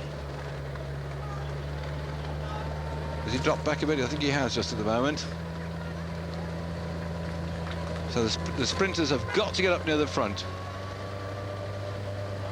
And you see Piccoli, Brescia Liquid, he's on the jersey over there, the maroony coloured jersey. He's leading on the points competition, and they've got to make sure that somebody doesn't jump to it like this, because this is the way that you can catch people napping. But I think it's probably still a bit too far to go to try and get away. This is Colombo. Every time Colombo does just this, and that's the way that he set off with the group. Was it at the Capoberta on the Milan-San Remo about 3 years ago when he won the Milan-San Remo? He did an opportunist dive away from the rest of them, and they didn't catch him, but it's too close to finish, I think, for him to do the same thing again today. But Colombo charging away there, 6 kilometres to go, and still Psycho don't seem to be too worried about him. So Psycho Calendar, come on then. He can be a danger, this fella.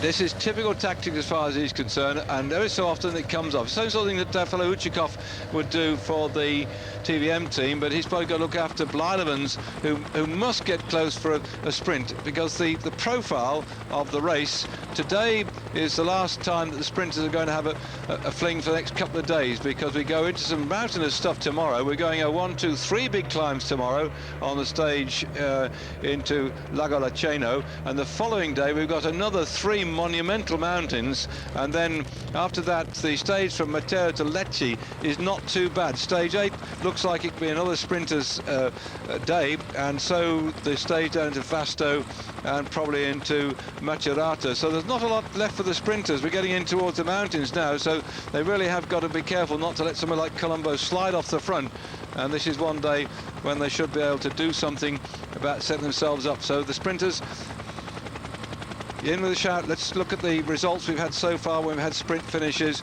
in the race in the Tour of Italy as at today. If you've not caught up with the results we've had so far on the time trial, the product time trial, Zulla got that one. Piccoli out-sprinted the sprinters to win the stage into Cuneo. Edo, the Calme sprinter, got the one into Impera. Minali, the sprinter specialist, into Forti del Marmi, and yesterday not a sprinter's day because Michelli went off and got away with them because we had a nasty little climb a couple of times not far from the finish. So then Colombo really burying himself here, and the sprinters behind him will have to say to their lead-out men, come on, chase, chase, chase. We can't have any more of this, and he's opened up quite a useful gap at the moment, heading in towards Frascati and leaving quite a gap behind. Oh, he's done a good ride here. This is a superb ride by the Balan rider, and they now have got to be careful. Colombo could well get this one the way he's riding. Superb performance by Colombo. Come on, all you people who want to support this fellow, start roaring him on and get him there. And it's tremendous speed, absolutely flat out right, as they say, on the route. And look at the field behind on the right hand side of your screen. That's the long drawn out chase group being headed at one time by the Psycho Cannondale. They've got to, I think, hand over to somebody else now to start and get the action going, because he looks extremely good at the moment. Colombo then, 6 seconds it is. Can he hang on to this one? Still a chase from behind. They can see him.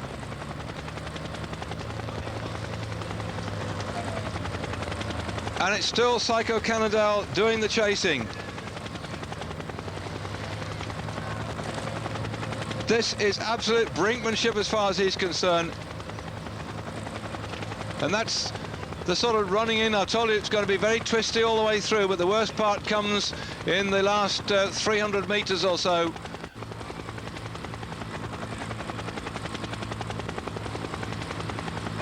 Well, he didn't win anything last year when he was riding with the Batak Del Monte team. 4th place in Liège-Bastogne-Liège was probably his best ride last year. And now can he get this particular one here? Man who won the Milan-San Remo in 1996 then. That was the year he had 4 victories as such. Desperately trying to get this victory. He's good at getting stage victories. He won one in the Giro de Calabria and also in the Giro de Sardenga. This is where he's now trying to get away from this group behind him, and the sprinters still are quite happy to stroll along behind the Psycho Cannondale team, and they're just slowly but surely beginning to pull him back. closing the gap, closing the gap. This is exactly what teammates are for, and Psycho Cannondale are doing all the work. One or two of their riders are beginning to blow now and drift off as Colombo has suddenly blown a gasket. That's it, he's gone. He tried, but only with about, 2 kilometres to go. He's run completely out of steam, and this big group of riders behind him now have swallowed him up. Sprinter specialists in there then. Sprucht for Mappe Brickleby, Cipollini for Psycho Cannondale, Edo for the Kelmy Costa Blanca, Strasser for Catino Tollo, Blijlevens for TBM Farm Frites, Minali for the Riso Scotti team, Baldato likewise, and don't forget then that we also have the man who's now technically in the pink jersey, will try and get himself a few more vital seconds, Bartoli of the ASICS CJ team. Inside that final kilometre they're going to be twisting and turning shortly as they get into the last 300 metres, and that could cause a lot of problems because still Psycho Cannondale have got the pressure on at the front, and they've only got one lead out man left by the looks of it now. Paolo Bettini for the ASICS team in the green there, the King of the Mountains rider, is still positioned nicely to give a lead out to Bartoli.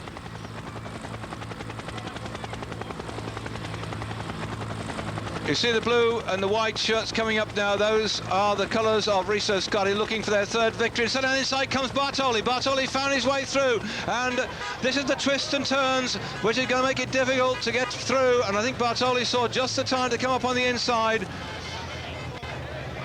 And still Cipollini in second spot behind his lead-out man is looking good.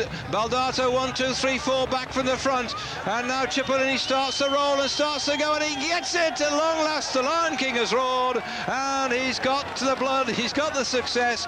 That will lift his spirits, no doubt about that. You can see how twisty and turning it was towards the end. I said that you've got to be in a very good position to get the stage victory. He had a superb lead-out for his team this year, and that's it, he scored. I thought perhaps he was on a decline, he was too much of a playboy, and that Cipollini was not that dedicated, but today he replayed the dedication of his team by being in the right place at the right time with the right amount of speed left in his legs to come through. It was a nasty sort of twisting finish, and it suited the team to take him through at high speed, and nobody could come off his will. So Cipollini gets the success he's been looking for, but for Bartoli of ASICS CGA, certainly the pink jersey, according to my reckonings, will be on his shoulders, and a disappointed Gonchar will have to go back into his Catino Tollo outfit for tomorrow.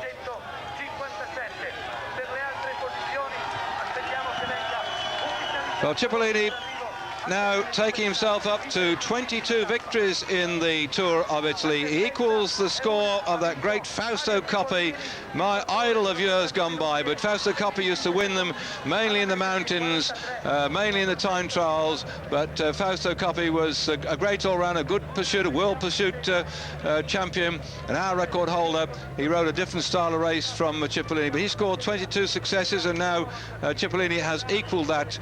And so the 31-year-old rider now has got the 22nd victory that he's looking for. And here we are then in Frascati, beautiful part of the world. Quite medieval around here. There's, looking down there, the Villa Falconieri is over the top of the town. And most of the big old houses date back to the 16th and 17th century. Gorgeous, isn't it?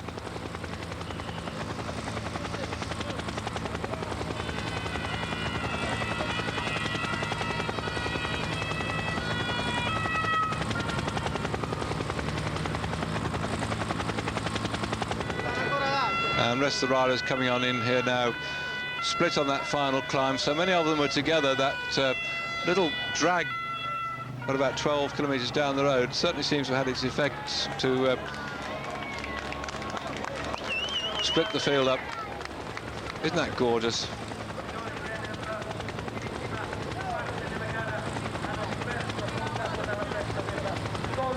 That's the Villa Aldobrandanini.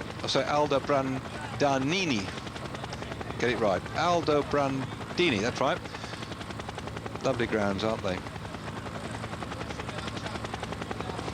Imagine the 17th century building the fountains and pumping the water up, and that elegant, beautiful.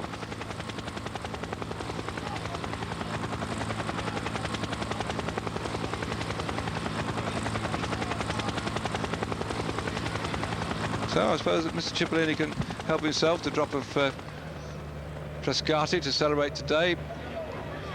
And in fact, just looking again there, he was on his own. That man in the red and black was one of the Amore Vita riders, and a Vitello Seguros rider was on the left. So in fact, Cipollini had to fight his own way around here. I just saw the red jersey coming through, but it's not. It's one of the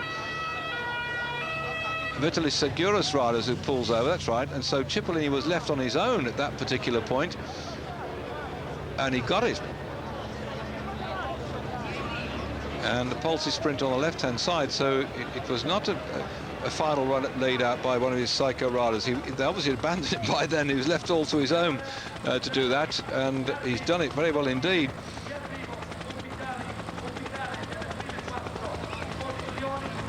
And there he goes.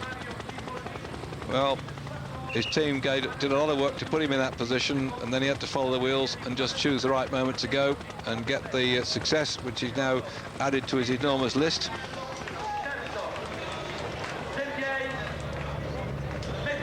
That shows his power, this uphill finish. That was a Baldato back in fourth spot. Yep, as Cipollini grabs that one.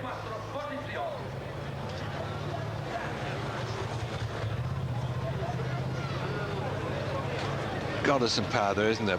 So, victor for Cipollini. He's going pleased with that one. He's been trying long enough to get it, and good work then from the Psycho Candidato to put him in that position.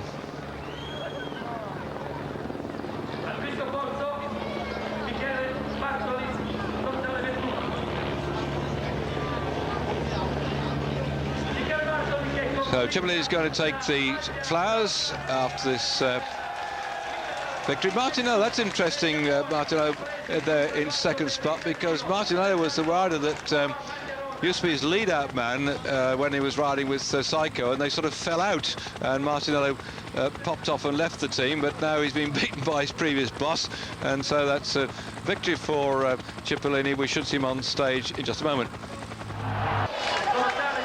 Cipollini rushing in now to the finish. There you can see driving away across the line ahead of Martinello and Smethanin.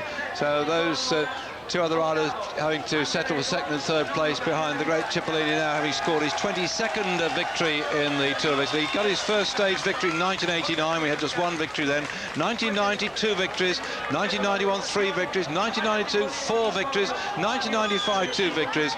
1996, he had 4 victories. And 1997, last year, he had 5 victories in all in the Tour of Italy. He's been looking a long time now. Stage 5 it is here before he could get his victory. And he's celebrating in a usual fine style indeed. So the changeover with the pink jersey is, as we expected, and gone to Bartoli, who took that special Inter-Giro sprint after 73 kilometres and taking over the lead from Gonchar.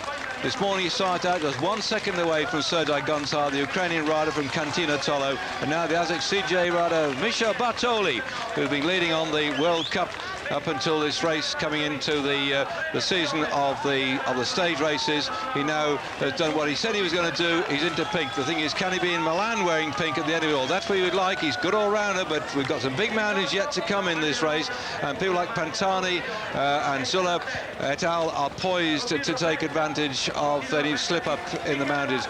Going on then into tomorrow, Maddaloni to Lago Laceno, 158 kilometres in all the race tomorrow, and it's going to be, I say, not a day for the sprinters at all. So the chance of Cipollini to score again will have to wait another couple of days, I think, so he can rest on his laurels and go home or go back to his hotel content that he has put his name on the results. So we'll be coming up next to the Sports Centre, and Carlton Kirby will be there. Then after that, the dulcet tones of David Mercer and Fru Macmillan. From me, David Duffield. Stay tuned to Eurosport for Sports Centre, then the tennis. Until then, bye-bye. Lunchtime at the moment for some of these riders on what is going to be quite a tough day in the saddle, covering this 158 kilometres. Our breakaway group, these three riders at the front who set all the pace so far, went away quite early on. That they, just after the start, they started to make a break, which include other riders such as Chepe Gonzalez and Vastia were in there. About 7 men to begin with, and it got whittled down, partly because the Chepe Gonzalez decided to fall off on the descent over the first climb of the Val Liccio di Monte Tabella. Bunno. That was a climb which went over 1,016 metres. They had a sort of 20-kilometre reasonably easy climb up towards the top, but once over the top they came thundering down the other side. The breakaway group of some 7 men, Chepe Gonzalez, fell off. Now, we also know that one of the motorcycles with the judge on board also crashed on the descent. We don't know yet whether he wiped out Chepe Gonzalez or vice versa, but we hope Chepe's okay, and we wish him well on his attempts to stay with everything and get back involved in this little lot here. In fact, looking there he is, 82. As I speak to you, he's actually sat on the back here, having had that terrible crash, and what a great disappointment it must have been for him then to be in that break, because he was also well positioned overall in general classification. He could be up the front rather than off the back. And I've said this story many times in the past. He's won a stage in the Tour de France. He's also taken the green jersey in the Giro d'Italia, but he lives with his mother, 5 sisters, a wife and a daughter. So the breadwinner, unfortunately, has come a box of tricks today. Bad luck for Chepe. And as I said before, though, these Colombians are not the world's greatest descenders, so whether he took the motorcycle... Oh, no, not again! Oh, of all the disappointments here, these crashes come, and this time it's Della Vedova of the Brescia La Liquidas team that's come down. Way down on the overall classification, but will certainly be trying to stay in there to help his teammate Scambilleri, who's up at the front of this race. And there he is now leading it through them. We're looking back at the Intergiro at Avellino, which happened earlier on in the race. This is where the useful points and also the seconds 6, 4 and 2 are at stake. And here they go then for this Intergiro in Avellino. I'll speak to you about Avellino in just a moment. Let's watch it happen first of all. Well, Fanini in the red pants showing that he can also sprint like Cipollini. Takes that victory there just ahead of Baronti, with Scambilleri just to decide to ease back a little bit and just go through. We're back again with the Rex action. Avellino, now, it's a very significant town, and those who may remember a few weeks ago when we had the terrible mudslides and floods in Italy, just out from the Gulf of Naples, well, that Avellino... Hello, what's Pantani up to? We'll come back to this in a moment. This fella this morning, by the way, was... Normally he's egotistical, he goes around, he chats to people, and he's a real character. But this morning he was just so intense, and it looks like he's getting his way back after... It must have been that crash that dislodged him, but he's looking quite good now. But this morning he just wouldn't speak to anybody. He was all sort of concentrating hard, and the reason is, as you'll find later on when we get to the end, that the final 9 kilometres of the race today, they go up for 5.3 kilometres. They climb up from 640 metres to 1,086 metres above sea level. Then there's a 3.7 kilometre flat run in to the finish at the Lago Laceno. So it's a sort of run up to the finish line that will suit Pantani and probably sort of dust a few people down. But the flat bit, the 3.7 kilometres, will give something like Bartoli a chance to recover his breath and perhaps drive hard to get back up again. But that's somewhere away at the moment. We're looking at our leaders, the three, are beginning to suffer because they went away quite early in the stage today, and they've been out there now for the thick end of about 80-90 kilometres, and that's beginning, I think, to take its toll, because we've got a day when the sun has come out yet again, quite a pleasant sort of day, but the wind has been drifting behind them, and then as they curl round a bit, they're going to find that they got a crosswind. It's a very higgledy-piggledy sort of course they've had today. If you've got your maps, I know some people get the maps out, and I'll come back to this Avellino interest. If you've got your map of Italy there in front of you, and you find Napoli, you can also find Napoli just by this great big Mount Vesuvius. In fact, I remember somebody being called Mount Vesuvius. The trouble was he smoked a pipe, it was all covered in ash. Anyway, that's Napoleon at Napoli near Mount Vesuvius. If you can find that in the bay, and if you look sort of up north from there, from Napoli, you'll find a place called Maddaloni, where we started this morning on the race, and then the race is going down almost parallel to the coast to end up a little lake. You should be able to find the lake Laceno down on the right-hand side. If you find Salerno on your map, and then look up to what I call 2 o'clock from Salerno. If you find Salerno, look 2 o'clock from Salerno, and you'll find the range of mountains, the Monte Piccentini, and up in the Monte Piccentini mountains is this lake, and they're going to finish up there after a very higgledy-piggledy course. They're going to be climbing, particularly up from Montella. It gets a bit tough towards the top end of the course there. You see the mountains ahead and what faces them, so they know that this race has not a terrible sting in the tail, but a pretty rough one. And if you've been looking at that map, or you can get some understanding of what I'm talking about, right between Salerno and Avellino, where we had that replay of the sprint in the Intergiro, that was the place where they had these big mudslides and floods a little bit a while ago. Do you remember all those people that were killed? And in Avellino, just south of there, some of the villages, they had 7 feet of sludge come down, and they had to move out thousands and thousands of people. And all the low-lying villages below the mountains, where we're just around about now, were caught in that terrible mudslide, and they spent a lot of time since then cleaning it all up. And you know better than I do what happened, because I was away at the time and we only picked up bits of it on television, but you will also have caught up with it. And interesting, this morning, as we now going back to our little lead group, sorry, the chase group at the moment, so lead group at the moment, as we got these 3 riders away here, I think you'll be impressed by what happened this morning at the start. That all the riders, before we came, as I just close this area where that terrible accident happened with the rain and the mud coming down up the mountains, they had a minute's silence this morning in memory, particularly of the children that were killed in Sarno, which is not far from the course they're racing on today. And there were 20 children too from Sarno there present at the start for this occasion. I think that was a very touching thing for the organiser of the Tour of Italy to do in the midst of all this great cacophony of noise and flamboyance of colours, to have a few moments silence and respect the nature who just destroyed the villages and people's lives in such a terrible way.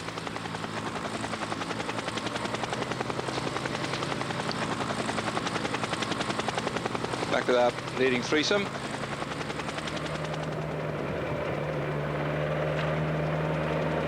Oh, good. Sorry. Shagging myself here. What other news have I got? Oh, talking of news, I mentioned before on our programme, don't like to be the sort of bearer of bad news, by the way, because they shoot the bearer of bad news, don't they, very often, if the messenger doesn't bring good news. But I have good news. I mentioned earlier on, about a couple of days ago, about Simon Barlow, the man who, many of you, if you've been remembering, listening to our Sports Centre. He doesn't work on Sports Centre now, but he was one of the news lads on Sports Centre. Simon Barlow had this sudden operation. He had to be rushed off from the golf course. He had this terrible headache into hospital, and they dug out a couple of tumours in his head. That was on Friday. Well, the news is he's making extremely good recovery. He's even started to telephone a few people. He's got a bit of a loss of the immediate memory, but otherwise he's making rapid progress. They think he could be back at work in about 6 to 8 weeks' time, but thank goodness for that, and we're very pleased, because Simon's a tremendous chap. He's working more on the production side of Eurosport now, but he's also very interested in cycling, and said in my programme a couple of days ago that he was on standby when I went and put petrol in my diesel engine car, and we had to phone back and say to Simon, will you please stand by, because it looks like I ain't going to get to the finish. And you know, since then, having found a hotel, all was okay. But Simon loves cycling, and if he's watching this on Eurosport somewhere, we wish you well, Eurosport, and a happy recovery as soon as you can make it. 39 kilometres to go for the 3 riders on your screen now on this 6th stage of the Giro d'Italia, taking the rise up to the Lago Laceno.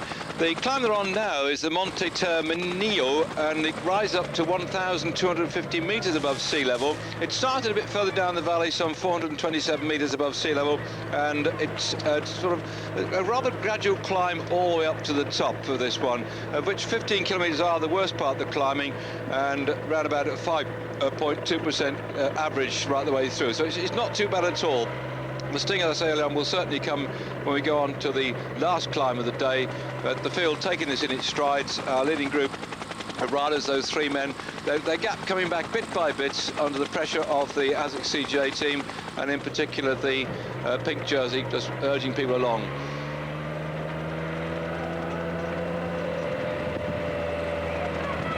It looks like he's now beginning to lose some of his riders. Only got a couple left at the front. This is not so good for Michel Bartoli, who earlier in the programme has been suffering quite a bit with migraine and headaches, and at least he's got the pink jersey now. He's achieved one of his major ambitions, but the fellow just hovering on his right-hand side, in fact, the left-hand side we see the green jersey, because he's another extremely good climber, but he will help him best he can do, because he also rides for the same team, the ASICS CJ team, as Bartoli. So he's got Paolo Bettini with him, and so he'll be some help. He's just drifting off the back at the moment. He hasn't. I think he may come through just in a moment or two. Now you see all the Festina riders poised there. We haven't been speaking much about Alex Zuller, but Alex is loitering with intent, just 15 seconds down on Bartoli at the moment. So as we're looking at all this big gang of bike riders in front of you, let me just read out the overall classification, because I don't think back in Great Britain you get much in the way of news about the race. Sometimes it's running about 24 hours late, but the position is that Bartoli, who we saw down there, in the pink jersey, is in the lead overall general classification from Gonchar, Sergei Gonchar of the Cantina Tolla team. He's 3 seconds adrift, so he's lost the pink jersey. He lost it yesterday. Mariano Piccoli of the Brescia Liquidas team is 11 seconds down, and we've got to watch out for that young lad. He's wearing the plum-coloured jersey. They call it Ciclamino, which is it's like a Victorian plum-coloured jersey.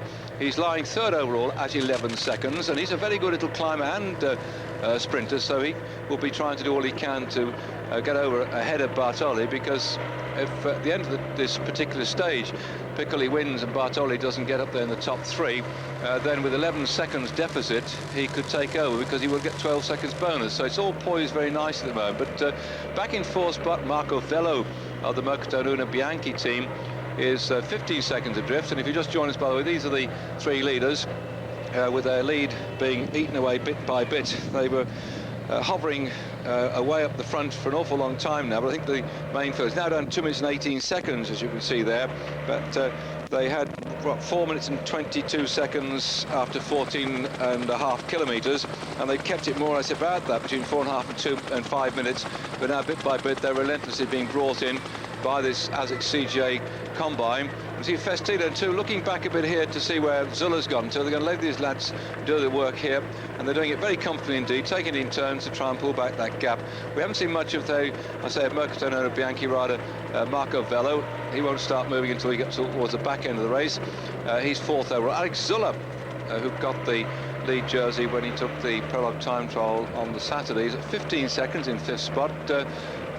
Carlos Dominguez of the Villa Felicia Seguros team, he's at 19 seconds in sixth spot, and the rider from the Calma Costa Blanca Eurosport team, Gutierrez, is seventh overall at 20 seconds, and from Mercatonuna Bianchi they've got Forconi in eighth spot, so Riccardo Forconi is only 21 seconds adrift. And for the Mappe Bricovi team, they've got two riders in the top 10. In ninth place, Oscar Kamazind at 23 seconds, and in 10th spot, Pavel Tonkov, who was second last year in the Tour of Italy and won it the year before. He's 25 seconds adrift. So that's your top 10 at the moment. You can see how close it is, with only 25 seconds separating the top 10. We go down there, and the 11th Salvador, 12th Baldato, 13th Potenzano, 14th Schäfer, 15th Michelli, 16th Frigo, quite a useful rider, and in 17th spot then is Ivan Gotti, last year's victor. He's 33 seconds down on the pink jersey of Bartoli. Luc Leblanc hovering there in 18th spot, also 33 seconds down. Noah's in 19th spot. Zenina is in 20th spot, and going further down here, Vladimir Belli of Festina Watch, very useful to climber indeed, 24th at 41 seconds. But of the top men in with a shout for the overall victory, Marco Pantani is 26th at 41 seconds, and that really takes us down the top part of the race. David Rebillin is 30th at 45 seconds. My tip for a chap who can move up later in the race, by the way, Niklas Axelsson, number 33, the Swedish rider from the Skrino Gern team. He's at 45 seconds. Paolo Bettini, the good climber, ASICS CJ, won't attack his teammate there in the pink jersey. He's 40th at 51 seconds. But down the road, Roberto Scambilleri is at 55 seconds, not 45, my mistake, 55 seconds, and he's lying 42nd overall. So he's the danger man in that breakaway group at the moment. I just think they'll probably pull him back there before very long. The man who was originally in that group too, the breakaway, Chepi Gonzalez, is 50th overall at 1 minute and 1 second, so he'll rue the day he fell off today. But somehow I think that it would have been perhaps a lonely effort out there. They might well get snaffled up, these three riders, because they went away on that first climb of the day, the 44 kilometres from the start. They went over the Valleccio di Monte Taburno, over that 1,016 metre climb, and over the top of that one, Baronti was in first spot. Scampare was second, and Fagnini was in third spot. And Avellino, where we saw that sprint again on your screens, the order was Fagnini, Barontori, and the third place went to Scamballeri.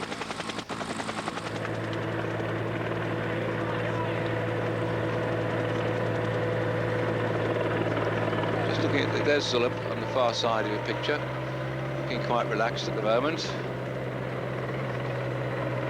Asics have still managed to keep a few blokes in contention. Just quickly look at Luca Scinta, number 24, riding quite comfortably.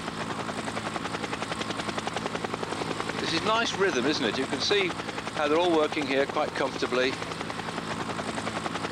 keeping the pace rolling nicely. One or two riders have been lash'd. I must get the word in Italian for when they get blasted out the back. I wonder if it's sort of as strong as lash'd for the French, because lash'd has been Pascal Richard has been lash'd, and Blyleven's also has gone out the back, so one or two of the sprinter men are finding it a bit on the tough side today, so they've been blasted out the back and will come in way down. No chance for the sprinters, I think, to show their form today. Not those who can't climb.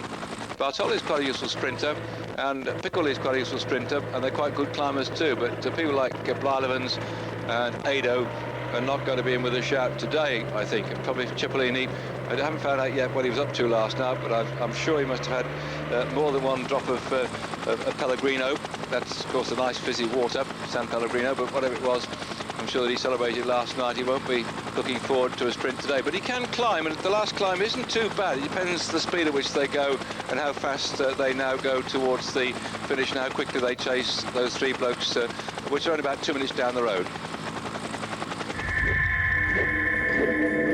They look rather relaxed here, don't they? But they're travelling at a great rate of knots, because they've cut the gap now to just 1 minute between the main pack and our three escapers down the road who have been out for an awful long time now. We're getting up on the climb of towards the finish. The first Monte Terminino is the one they're on now, this particular climb, and there Alex Zuller looking fairly relaxed at the moment. When they get over the top of the climb, they'll have 32 kilometres to go to the finish of the race today, and they climb 1,250 metres above sea level, and this is the one which I think will hurt one or two legs, but so far it hasn't blown the field apart. They're going to come down the other side of this climb, as you'd expect, unless they're going to stay up there all night, and the drop off this one, the top 1,250 metres above sea level, drops them down to 560 metres above sea level at Montella, and it's a big fast descent all the way through, and so there could be a lot of catching up and regrouping before they really start to race hard up towards that final climb of the day. So this big bunch could still be fairly compact, because this climb up towards the top is not one that's causing a great deal of trouble at the moment. I think they're more concerned in just reeling in slowly but surely that breakaway group of three before they start to go some. Just 15 kilometres then of gentle climbing, and something like 780 metres overall is the height they will go up in actual climbing, with a 5.2% average. So it's not too bad. It's a nice little grinding job to sit here and pedal away.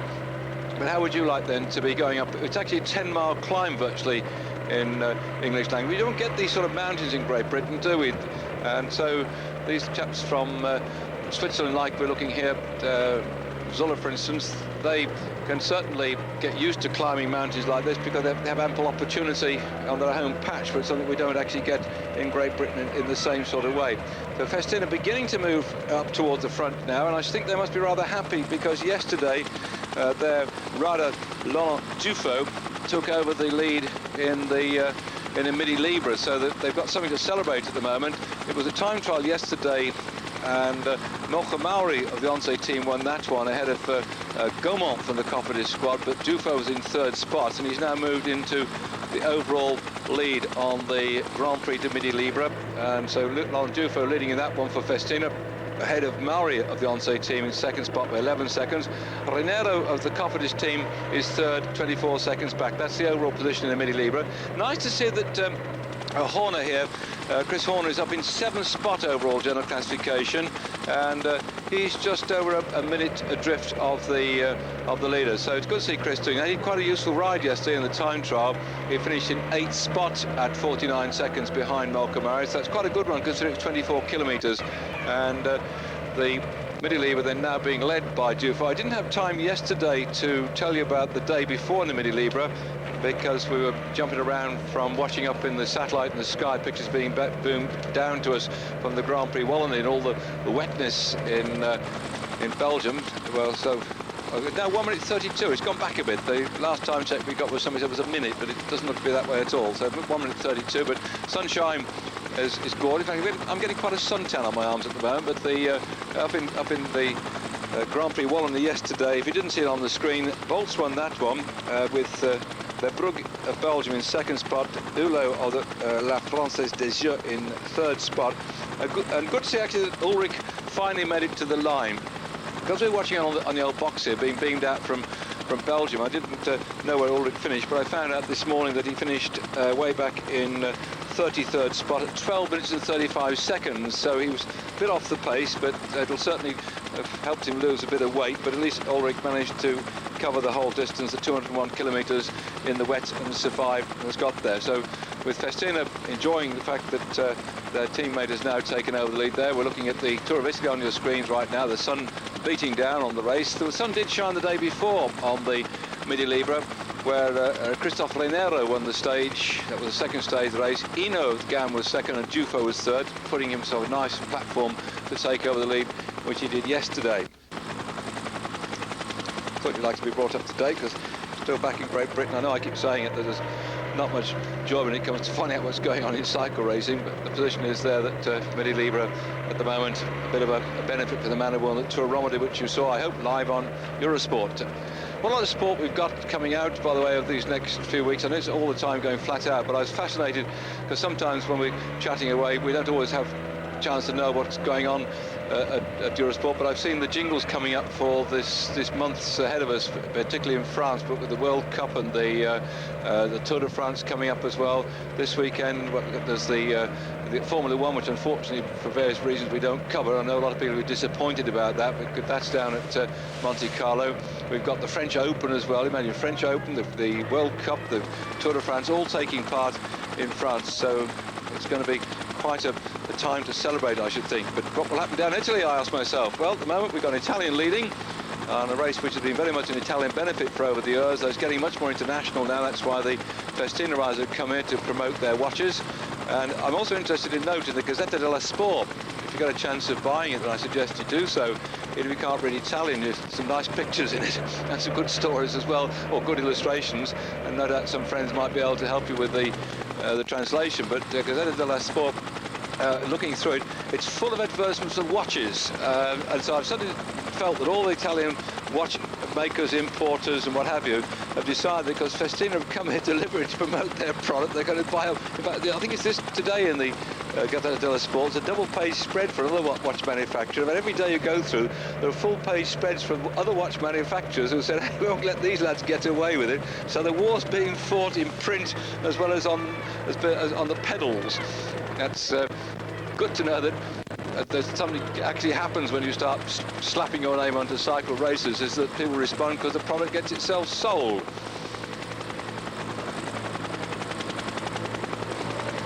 Once more, the travelling straw boards of these riders here with their clothes all decorated with the adverts of various companies. Chile's got something like 15 professional teams. It's such a big sport, and it has been over the years, of sport that many people, one thing they'd like to do would become a racing cyclist, or of course I suppose a Formula 1 driver for Ferrari, but nevertheless a tremendous number of young children starting. That's when Bartoli said at the age of 10 he wanted to win the Tour of Italy. When you're 10 nowadays, most of the time all you want to do is to drive a railway engine, isn't it? Or do what your dad did, follow him in whatever it was. But to say that I'm 10 years of age, I want to wear the pink jersey in the Tour of Italy, it's something most unusual. Certainly wouldn't get it back in Great Britain, because we haven't had a consistency of tours in Great Britain, except of course the old milk race, which went on for 33 years, and will be replaced this coming weekend when we have the Prudential Tour. The Prudential Tour is underway this weekend, starting up there in Scotland and working its way down south bit by bit, and I'll try and put you in the picture, so just to warn you when it's coming your part of the world if you haven't been out and got a copy of Cycling Weekly with all the routes and details in it. But all the national newspapers will be giving great coverage to the Prudential Tour in Great Britain. They've got a contract for 4 years, the Prudential, with Alan Rushton's Sport for Television, so we could have a national tour building up in Great Britain, but you'll never get any of the tours. It's now 1 minute 25 seconds, the gap still on the screen. You'll never get them having the same charisma of these great tours, because this tour of Italy goes back to 1909, and it went on for many years. In fact, it's hardly been interrupted. The First World War hardly interrupted at all. It went through 1913, 1914. It stopped off for 15, 16, 17. Then by 1919, they're back in the saddle again with the race. And it, of course, as you'd expect, it got a bit delayed when the Second World War came on. But they still held it in 1940 when Fausto Coppi won the first of his tours of Italy. And then he went on after the war in 1947. Actually, Fausto Coppi, I keep referring to this chap there, but he was a prisoner of war. The Brits got him and he became a prisoner of war. And he had, before being taken a prisoner of war by the Brits, he actually broke the hour record on the Vigorelli track in Milan. This race is going to finish in Milan, not far from the Vigorelli track, which has been completely renovated and is maybe a centre for record breaking in the future. So Fausto Coppi won the Tour of Italy in 1940, and 7 years later after the war he came back and won it again. That was the second of the Tour of Italy after the war. Gino Bartali won the first one in 1946. Now Gino Bartali had won it in 1936. Imagine that. 1936 Bartali wins the Bartali wins the Tour of Italy, and 10 years later, after the war, he comes back and wins it again. Now, Fausto Coppi and Bartali, they were great enemies on the road. There was the whole of Italy was split. You were either a Coppi supporter or a Bartali supporter. And so you can imagine in 1946, after the war, when Bartali won that one and Fausto Coppi was second, the camp sort of celebrated Bartali. We're back with Cipollini, who's made it so far before we get to the final climb of the day. He doesn't have any enemies, does he? I don't think so. He's sort of character. People like that don't have enemies, but when you have sometimes riders who are going to win things overall, there's a lot of aggression, not only between the riders, but built up by the press, because the following year after 46, Fausto Coppi won it, and Gino Bartali was second. Fausto Coppi went on to win the Tour of Italy in 1949, 1952 and 1953, giving him some 5 victories spread over, listen to this, spread over 13 years. He won his first one in 1940, and he won his last Tour of Italy in 1953. Now, there's not a lot of riders who can have a span like that of successes. Most of them get either burnt out or he's gone. I'm not surprised then. So Gian Matteo Fagnini of the Psycho Cannondale team has finally blown the gasket. He was swept up with this little lot. So his attempt to get there in the stage has now come to naught, and he'll be back in with these lads back here. But they're going back to the great riders of the past who could still go on racing over all those years, 13 years separating Cup. What would Coppi have done, or in Bartali, if the war hadn't interrupted? Goodness knows. Another man had a great stretch of time between his victories. Alfredo Binda won in 1995 and again in 1933. It was an 8-year split between Binda's winning the Tour of Italy. So some of these great old names from the past. This is what it's all about. This is why I'm not disrespectful to any of the tours elsewhere other than the Tour of France and the Tour of Spain and the Tour of Italy. But those 3 big tours that run for 3 weeks,